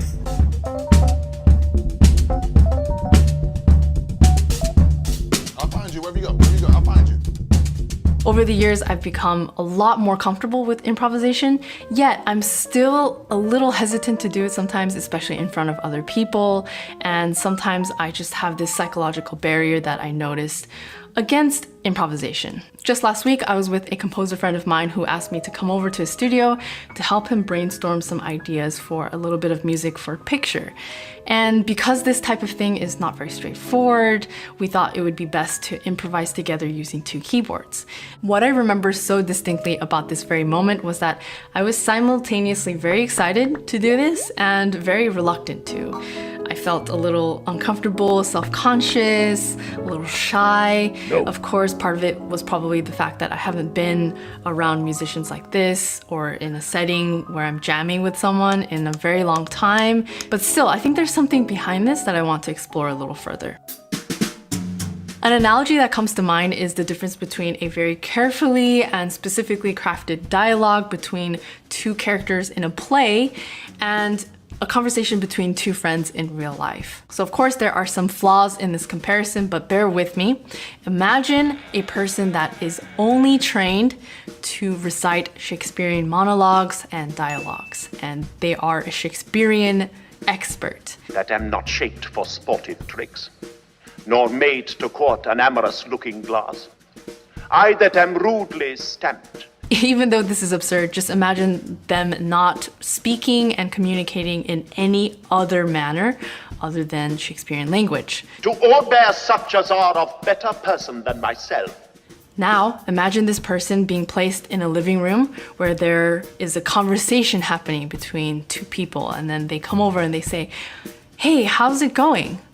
This very moment is quite similar, in my opinion, to a classical musician going into, let's say, a jazz jam session or any kind of jam session where there is a spot open for the classical musician to improvise. Now, even if what they're being asked to do is quite simple, just improvise on one chord or something like that, the musician can be quite stumped, just as you would imagine this Shakespearean person to be stumped. What am I supposed to say? How's it going? I know what that is, but I'm not trained, nor am I used to responding to that. And cry content to that which grieves my heart, and wet my cheeks with artificial tears. Another thing that comes to mind is that the typical classical musician is playing all this repertoire throughout their day. They're practicing masterworks, basically pieces that have survived centuries and are considered the top of its class.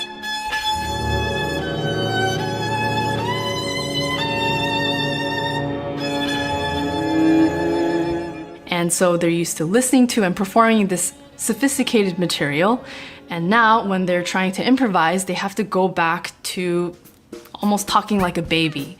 They have to scale back and really start slow and start from a place that is not as sophisticated. Now at this point, similar to learning a new language, it's probably rough. You're probably struggling just to say a few simple things. Je suis le voisin. Oh, all right. I'm sorry. Je suis Sam. D'Amérique. Oui, d'Amérique. You mess up a lot. You feel a little insecure and confused. Oui, tu joues... Non. Je joue avec des voitures. Il joue aux petites voitures. Because of this discomfort, I think a lot of classical musicians, like myself back in the day, don't feel this huge desire to go beyond that. Because in general, of course, we're not used to having people around us and inspiration around us that constantly remind us that there is something about improvisation that will deepen your musicianship. It will offer you a very different experience with expressing yourself and being in the moment, with being spontaneous and creative, all of these different things. It's just not valued as much in classical music. So naturally, you just won't want to get over this discomfort. There's not as much incentive, and the job description also does not push us to do that. It's important to acknowledge that improvisation was actually a much bigger part of the classical music tradition back in the days of Bach, Beethoven, Chopin, Liszt, Debussy, up until, even 100 years or so ago. Gradually over time, this has changed. No longer are performers improvising their own preludes, interludes, cadenzas, full pieces on stage. Now, I think there are multiple factors as to why this has happened. Some of it include just the very fact that these pieces that composers were writing became much more complex with a lot more moving parts. Composers wanted to be more specific about what they were writing and what they wanted performers to replicate. And there was more of a separation between performers and composers. If you think about pieces like large symphonic works with many, many parts involved that are tightly woven together, it's not really practical to have people improvise there. And I think also over time, sections that were dedicated for improvised solos were also more specifically written out. And this, maybe it was because composers just wanted more control, or performers wanted to be a little more secure as classical concert tradition became more formal and the stakes became higher. I'm not really sure, but that just became a thing, or rather less of a thing.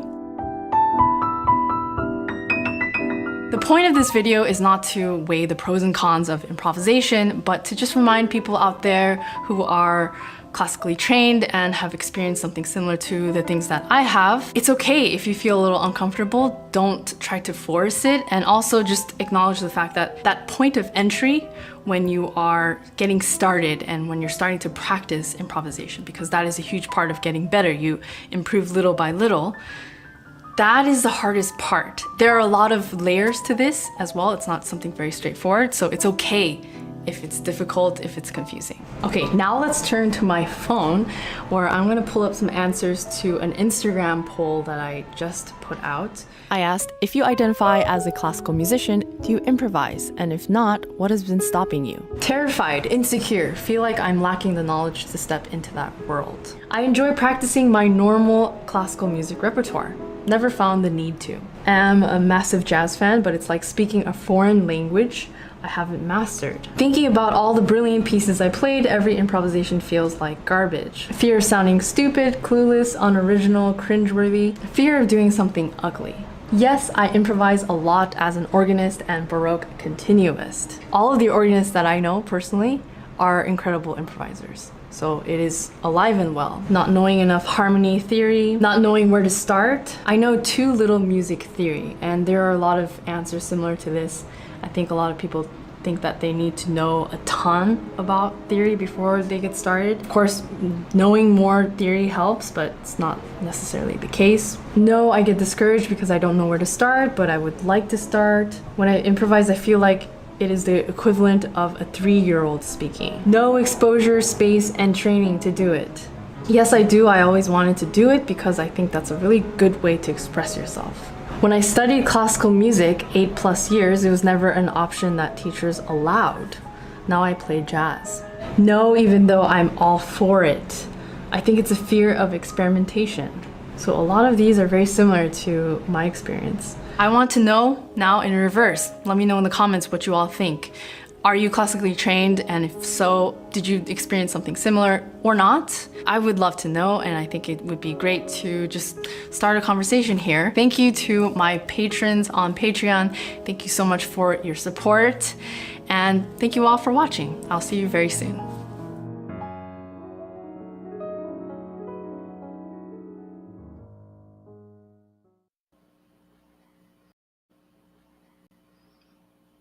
Man, it's hard to imagine her having a tough time with anything. She is so talented.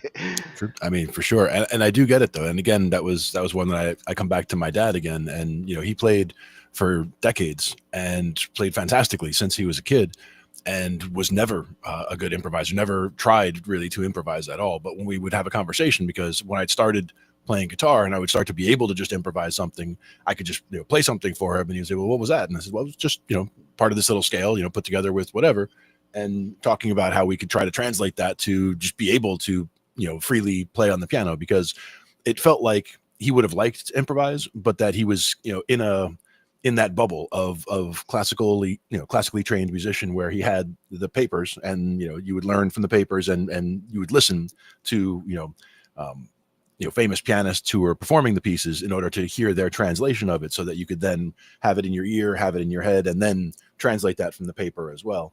But the improvisation was never really part of it. And I always wished I could have been more used to him for improvisation, but he still he played piano to the day he died, basically, every day, for 80 years basically. Well, and that's not a bad answer. At least he wasn't like, "You're not my son." How dare you improvise?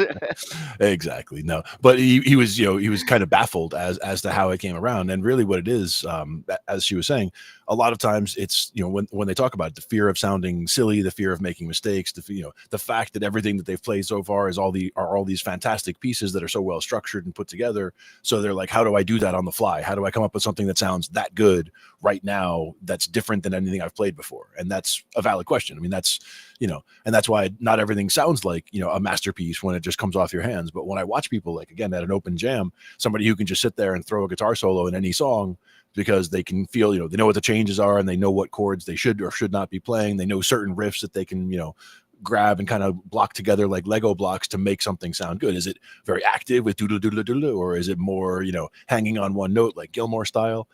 Everybody has, what is the song asking for is basically the question that I ask. And that's when people say, oh, do a solo. I'm just like, yeah, I've been a bass player for so long. It's never really been my job to think about the solo. So there's a whole bunch of thought process that I would want to put into it first. And they're basically, their answer is, don't think about it, just do it. You know what to play, just play. And it's like, Well, telling me to let the music out from inside, it's not like you just open a little door and go, okay, here, and like it's out. Be nice if it worked that way. It'd be nice, but a lot of it does come down to like seeing the world through the eyes of a child, not being afraid to hear yourself make a bad note or a mistake. Ideally, you're not on stage in front of people. I mean, you're not trying. Well, ideally, you're not trying to do that. But she hit the nail on the head for me when she said, like, her problem with improvising was more when she's playing in front of people. Sure. Because I'll sometimes noodle and try stuff I don't normally try when I'm playing in front of people. But when I am actually playing in front of even one person, I have this, like, I freeze up on the improving. Sure. And I totally get that. I mean, I felt the same way with keyboard forever. I mean, people would say, they would see me play, like I could sit down at somebody's piano in their house and play a Chopin piece, for example. And they're like, oh, play something else. And it's like, I could play, I had a couple things that I could kind of pull out of the trick bag, but I didn't really have, like, I couldn't just sit there in the key of whatever and play whatever. I didn't have that going on at the time. Yeah. Now I just kind of fake it with pentatonics again, like I said. One of the things she mentioned there that really interested me, I think it's more of a piano thing than, because she's not wrong about, like, organists tend to have a different approach to the keys, and a lot of them, like she said, they're great improvisers. They're the ones who can play at sports games and go to the church and just play whatever that fits the mood. And especially the ones with the foot pedals. To me, that's getting to that like drummer level, using all four limbs at the same time and making something useful happen from there. Like having a bass line going with the feet, like doom doom doom doom doom, like have something going down there while you have both hands doing something else all over the organ. Like that's crazy stuff when you get to that level of getting something grooving going on like that. And I've seen it, but it's good stuff.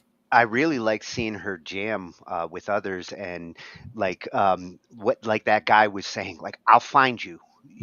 Do what you're doing. I'll find you. That can help a lot to overcome that fear of improvising in front of others. If you're lucky enough to get musicians like that you start to get comfortable with, they let you noodle, and they find a way to encourage it.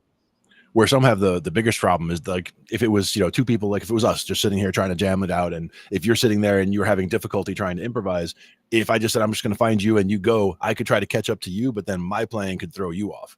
And that's what happens a lot of times, where then you're whether your timing slows down because you're trying to catch me or trying to slow down to me, like not us particularly, but I'm saying two people in general. Yeah, well, somebody has to lead and somebody has to accompany.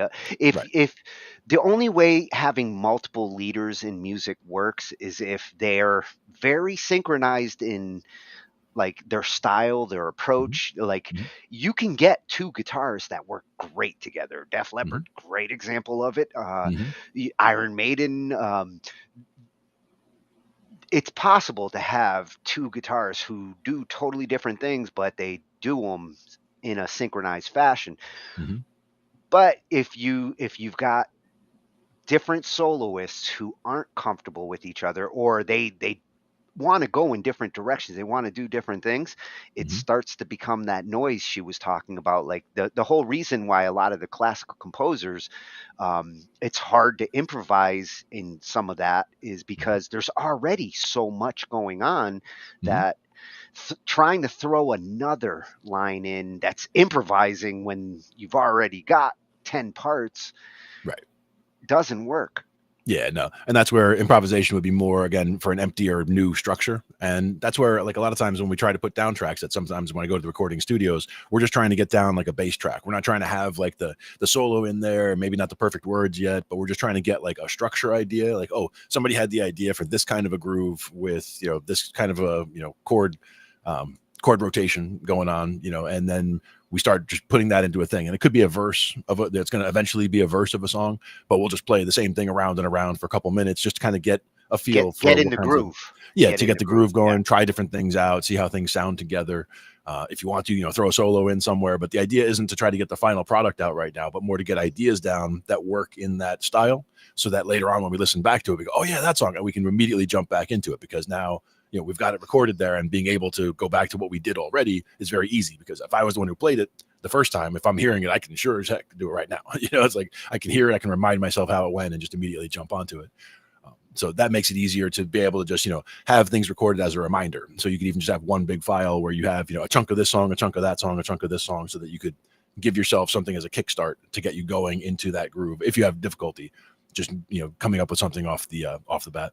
Yeah, if you're new to like improvising, like I kind of am, I think the best approach is to just get a few, if not like one basic instrument that you're going to start, like get a good drum beat or something, throw a bass in there.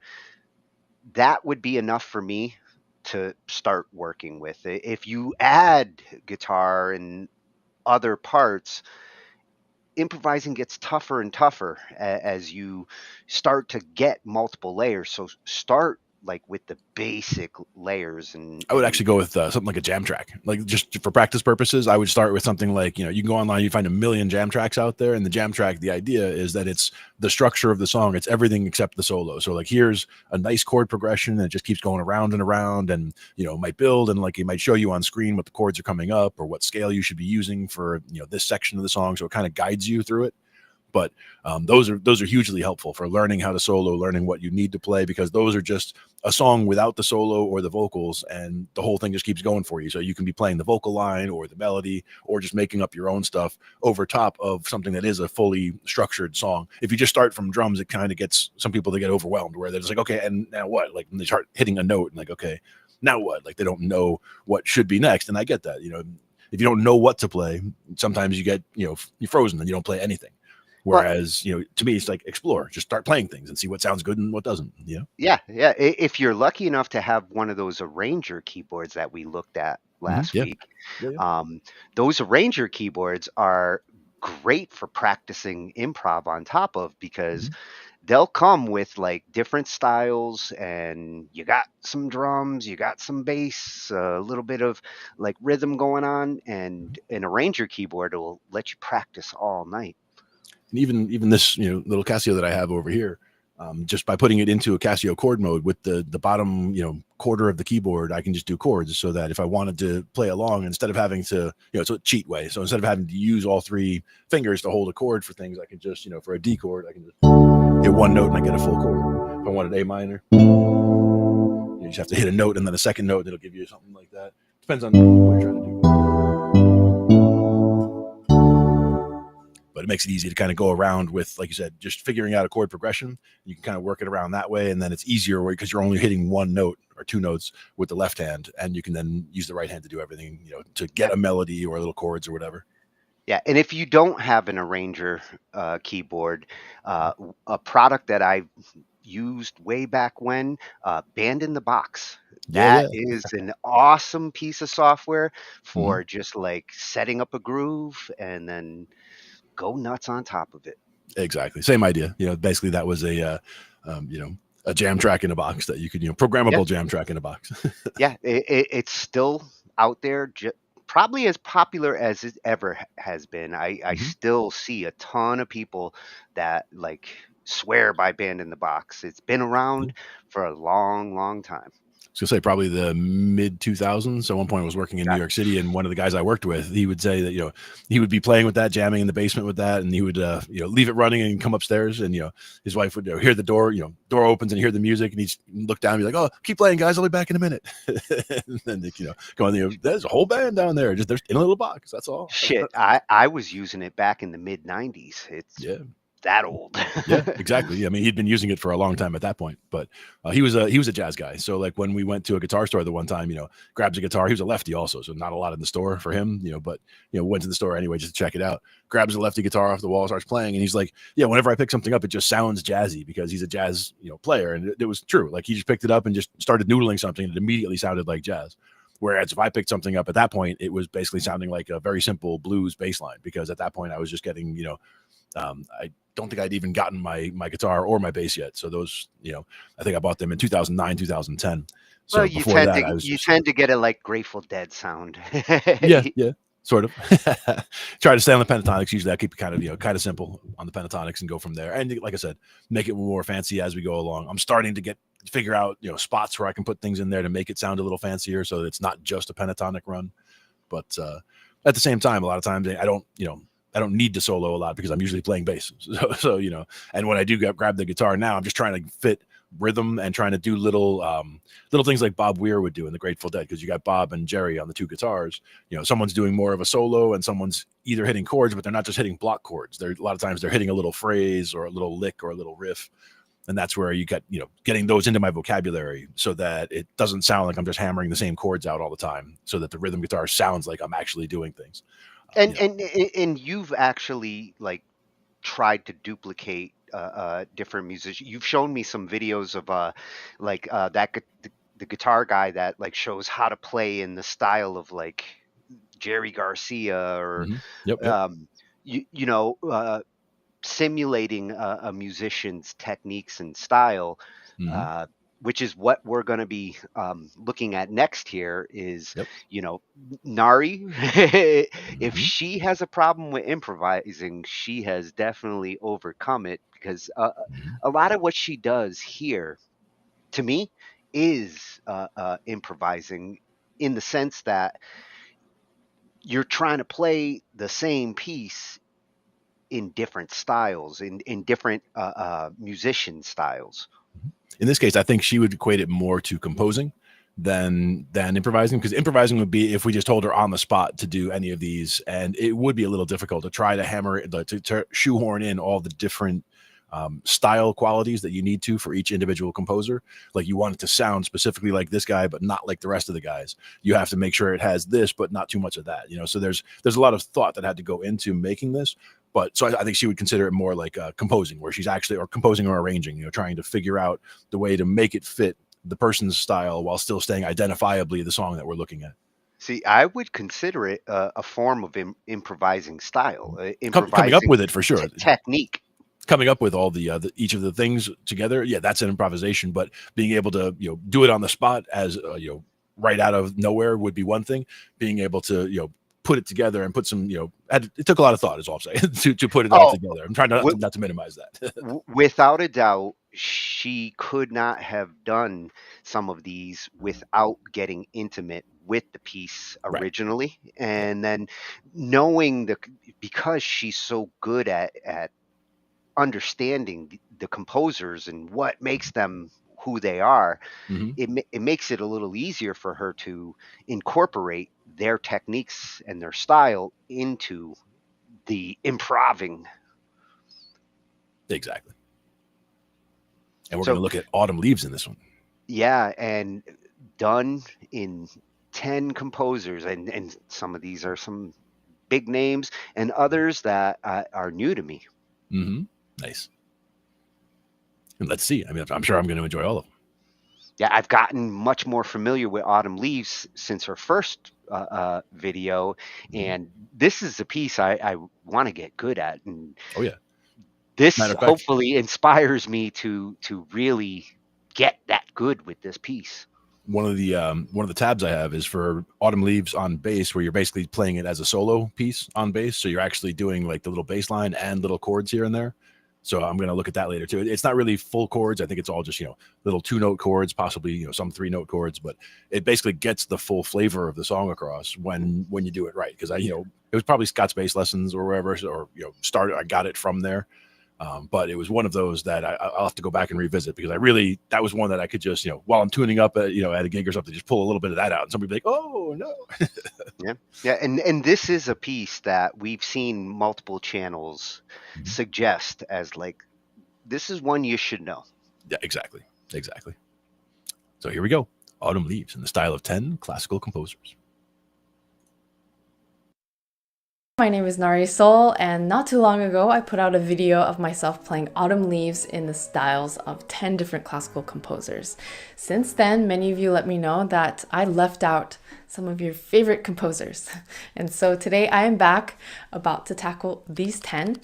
This set feels very different to me for some reason. You all will let me know your thoughts in the comments. But anyhow, I did my best. I hope you enjoy it. And like last time, I'm going to first play the tune in a very simple form and then proceed from there.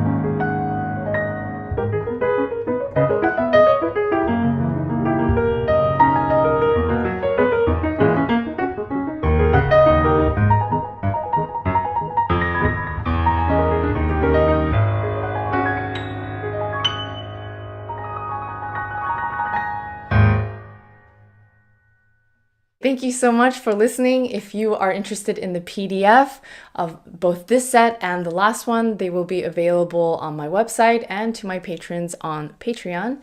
Thank you so much again, and I will see you soon. Oh, jazz hands. Jazz hands. Awesome. When she was doing the Satie one, I was like, I'm surprised Satie didn't go Dorian. But instead, he went augmented second and diminished ninth. So again, like she picks up on some of the nuances of the composers and what they might do a little different. And to think that all of those were, the same structure, essentially the same thing on paper as far as the song goes when she started, and just made them all into such different speeds, and again, so much space in one, and so so many notes crammed into another one, just because of their styles, the way that they actually write. Very cool. I really felt like I was listening to different pieces there. Like eventually, like the song faded away and the composer was what I was hearing in the variation. Exactly. And And I being able to love, see the interpretation that she does, that's awesome. Yeah. yes, those little pop-ups, that's so educational when you're seeing it on the fly. Oh, not enough room for trills, and those composers, some of them like their trills. And the hand crossovers and the lower register rumble and all that kind of stuff, like using those techniques to make sure to get that signature sound for those composers, and just be able to you see them as they happen, you recognize them immediately, and there are things that would help you to recognize those composers in the future. If you watch those a couple times, you'd be in a great spot to be able to see even what something is similar to, even if it's not the right composer. You'd say, oh, that's that's similar to the way that whoever, like oh, it sounds like Rachmaninoff, but it was somebody else. And, you could see the different aspects of the different composers. Yeah, she put a lot of time and thought and analysis into producing that. That's incredible learning tool for me. Like Absolutely. I feel inspired. I think I can be some of those composers in technique. Exactly. And being able to look through those lenses, be able to see a piece and think about them in the style of a certain composer, even just as a starting point. Like, you might not want it to sound completely like that person the whole way, but you're like, oh, I want it to start off kind of like Beethoven or whatever. Like, you have an idea. I want to understand what makes Beethoven Beethoven. I don't necessarily want to write a piece exactly like him, but I want to know why his music feels the way it does. Exactly. And that's one of those places that it's great. There's one song, just as a side note, it's a blues thing, but it's a song by one of the blues guys that goes through all the keys, like all 12 keys in one song. So it's like a long song, but the idea is that as he plays through each key, he plays in the style of different guitar guys. So in one song, you get 12 different guitar styles as he goes through, and he just talks a little bit about who the person is, and then just goes into like their style of playing, so you can get an identifiable grasp on how a solo would sound from this person versus this person, down the line for 12 different people. So very cool. I'll figure out. I'll find the name of the song in a little bit. I want to say it's like on the album Guitar Grooverama by Duke Robillard, I want to say, and I think that's the song name also, Duke or the Guitar Grooverama. I'll have to find it later. We'll listen to it later and check it out. That sounds like a rock and roller. Duke. Duke. Yeah. Blues guy. Old blues guy. That was an awesome example of variating a piece to different composers. And for our last two, we're going to look at two composers that are close to our hearts. Yeah, absolutely. Chopin. Definitely That's me. being one of them. Yep. And I am really interested to see like her interpretation of Chopin's technique and how she sees Chopin as a composer. Indeed. So let's check it out. How to sound like a Chopin. It's the waltz edition. Nice.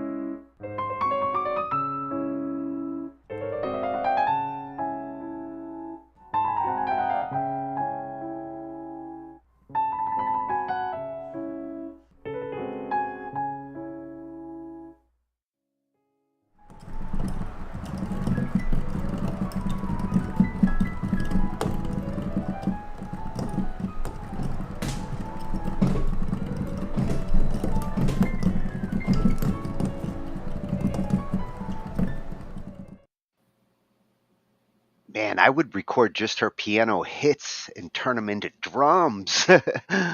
Exactly. She could finger drum like crazy. Which I think she did at one point. I think there's one video in her library where she takes, I think it was Chopin too, and she feeds it into a drum, a Nice. drum machine. Take that MIDI and use it. Yeah, I was like, oh, damn, I got to try that. Exactly. Get some crazy drum out of that. Watching her fingers in action just inspires me. Indeed. Indeed. And I do feel like she's channeling Chopin there. Exactly. Oh, and you got your happy birthday. Yeah, exactly. With the little hat on and everything. Now we do have one more style to cover. Yes, and this one is, I guess I would say my favorite composer. I mean, I do love Beethoven. He was the reason why I got into piano. But get off my Bach.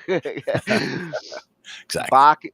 Bach is definitely the one that really got me writing more so. Learning more musical techniques, like understanding the fugue, was important to me. Yeah, for sure. And as a style, I really do like the fugue also. Well, after we get done with this one, I did manage to dig up that little fugue that we heard earlier, and Nice. we'll finish off with a heavy metal rendition that I did of the little fugue. One of my favorite pieces of all time. Very cool. But first, how do we sound? Like Johann Sebastian Bach. Yes.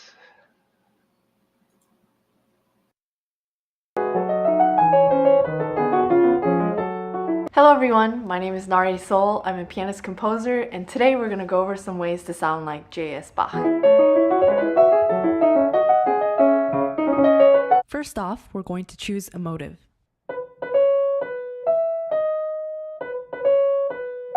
Let's actually make that a little more straightforward. Once we identify our key center,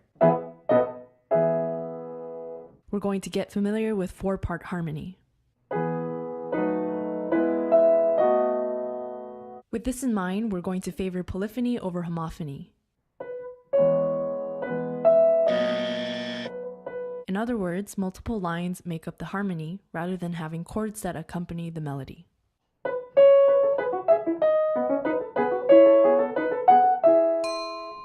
Next, avoid parallel fifths and octaves. Get familiar with suspensions. Use sequences. Stick with an organized grid-like rhythm.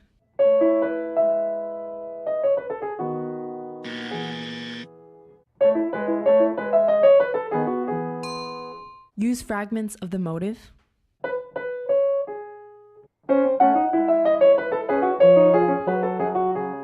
Especially to have imitations between the lines.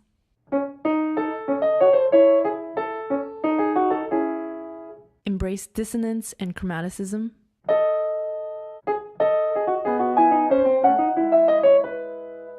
Add ornaments to taste. And now put it all together.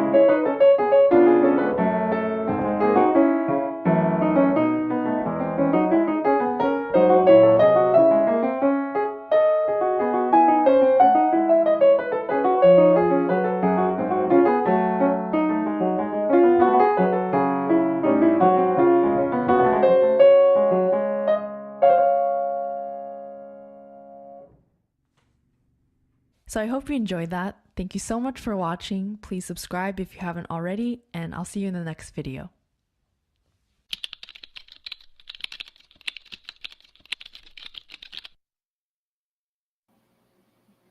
Oh, I'm shook too, Johan. Always a pleasure. Again, the little pop-up descriptions make it so much easier for me to understand what's going on there and what to focus on trying to play that kind of technique. Yeah. And it's not about, figuring out exactly what notes she's playing at exactly what moments. She's telling you the ideas behind why she chose those things, and you're hearing what they sound like. So you're getting the ideas in of, oh, that's because of this as you're hearing it. So you're kind of locking those together, and that works out nicely to, try to internalize all those different aspects of one composer. So I would just watch one of those on repeat for a little bit, get that kind of in your ear and in, the match between in your ear and in your head, and then, try it out. Take a simple, progression and try to make it sound like something like that.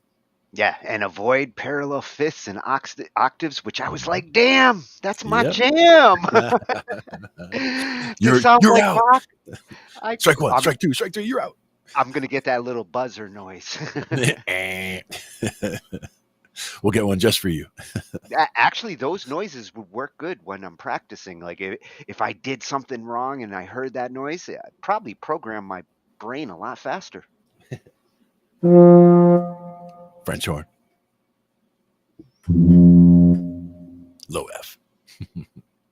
So we got to give Nari a special thanks for our first classical night, not our last, but she really, this channel, if you love classical music or if you just love music, you will love this channel. Absolutely. And again, the technique always amazes me. Just, watching her hands go and hearing what you're hearing at the same time. It's like, wow. It looks like the hands just kind of float over. It's like, I remember when I used to play like that. It's like, no, I never used to play like that. Seeing her play inspires me to get better. Exactly. Like that is the level I would hope to reach someday. And again, it comes down to the vocabulary too. Like that's where I think, especially her explorations into other musical styles, like one of her videos was, bebop digested by a classical musician, that kind of a thing, where she's diving into a style that might be unfamiliar to her, but just trying to dive into it and digest it the way that she did, the way she broke down the different composers, classical composers, see what makes the music that style, and then try to write an original piece in that style as part of what she's doing there. Hi, Tony. Oh, Big Tony. Yeah, there you go. It works. Yeah, I wanted to just switch this because I'm going to need to share audio for this one. And I found the little fugue that we were listening to earlier. And I'll get the share sound. So I'm going to have to mute when I bring this onto the stage. Otherwise, I will get an echo. You got it.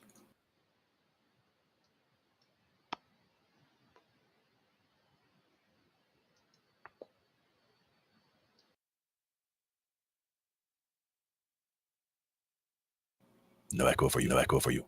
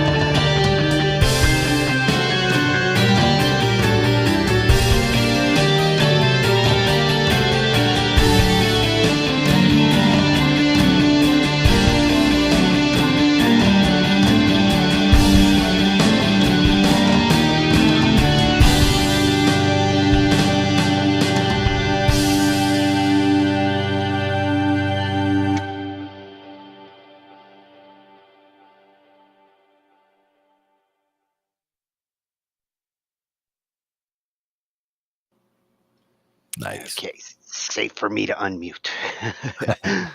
Very cool. Very cool. I like the interpretation. Well, I wanted it to. I want to hear classical music in metal. Like, Absolutely. that's always been the bridge that I'm trying to form. There is classical music and metal go, to me, hand in hand. Sure. And that's where you'll also be using your going to use some Phrygian mode, and some Aeolian, some minor, some Phrygian, using both of those.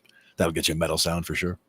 Well, and what's nice with using guitars, in that particular case, the way a fugue is designed with the different guitars, you can really hear that melody as it gets played across the different instruments and layers, and where the repetition, the round approach, Sure. Yeah. Of the fugue comes in. Yeah, whether it's kind of a call and answer, whether it's rounds, exactly. You get that same familiar nugget that reappears throughout. I like that. Yeah. The next one, I've got a Mozart piece that I've been dying to do since I was 12, and I think it's Einklein Nacht music, a little night music. Yeah. Good one. Yeah, it's on my bucket list. Well, we'll have to see how you progress on that over the coming month. You should definitely put it on the list. Definitely knock it out. Classical. Oh, the list. That's what Uni was talking Put it about. on the list. Put it on my list. Exactly. Sort of like Queen. Yeah. There you go. Yeah. When Classical Night 2, I will get that ready for the sequel. Nice. But we do thank everybody for joining us for Classical Night 1. We'll do it again for sure. Yeah, this one was a long time in coming. So glad we got it out. Yep. Join us all again tomorrow and next week. Come on back around. Yep, we'll be here with DJ Tatius, Band Lab and Coffee, and I think Ange actually has a surprise list for afterwards. Nice. Again with the lists. Again.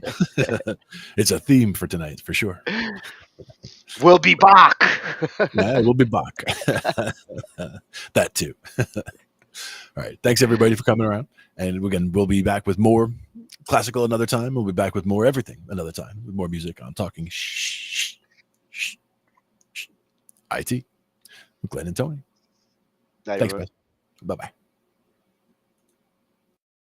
We cover digital audio workstations and music tools. We explore theory, gear at 82.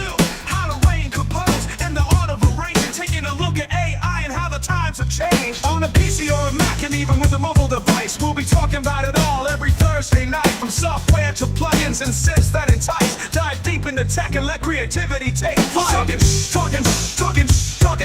IT. We're talking IT. Come and join in and have some fun. It's highly educational with a lot to learn. From bedroom producers to seasoned pros, we're breaking it down so knowledge grows.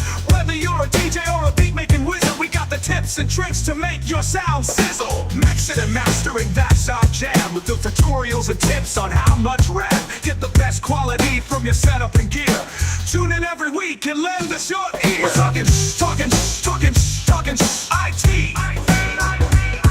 Come and join in and have some fun. It's highly educational with a lot to learn.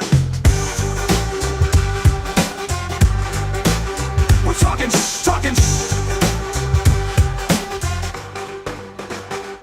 We're talking IT. We're talking IT. Every Thursday night on Angified.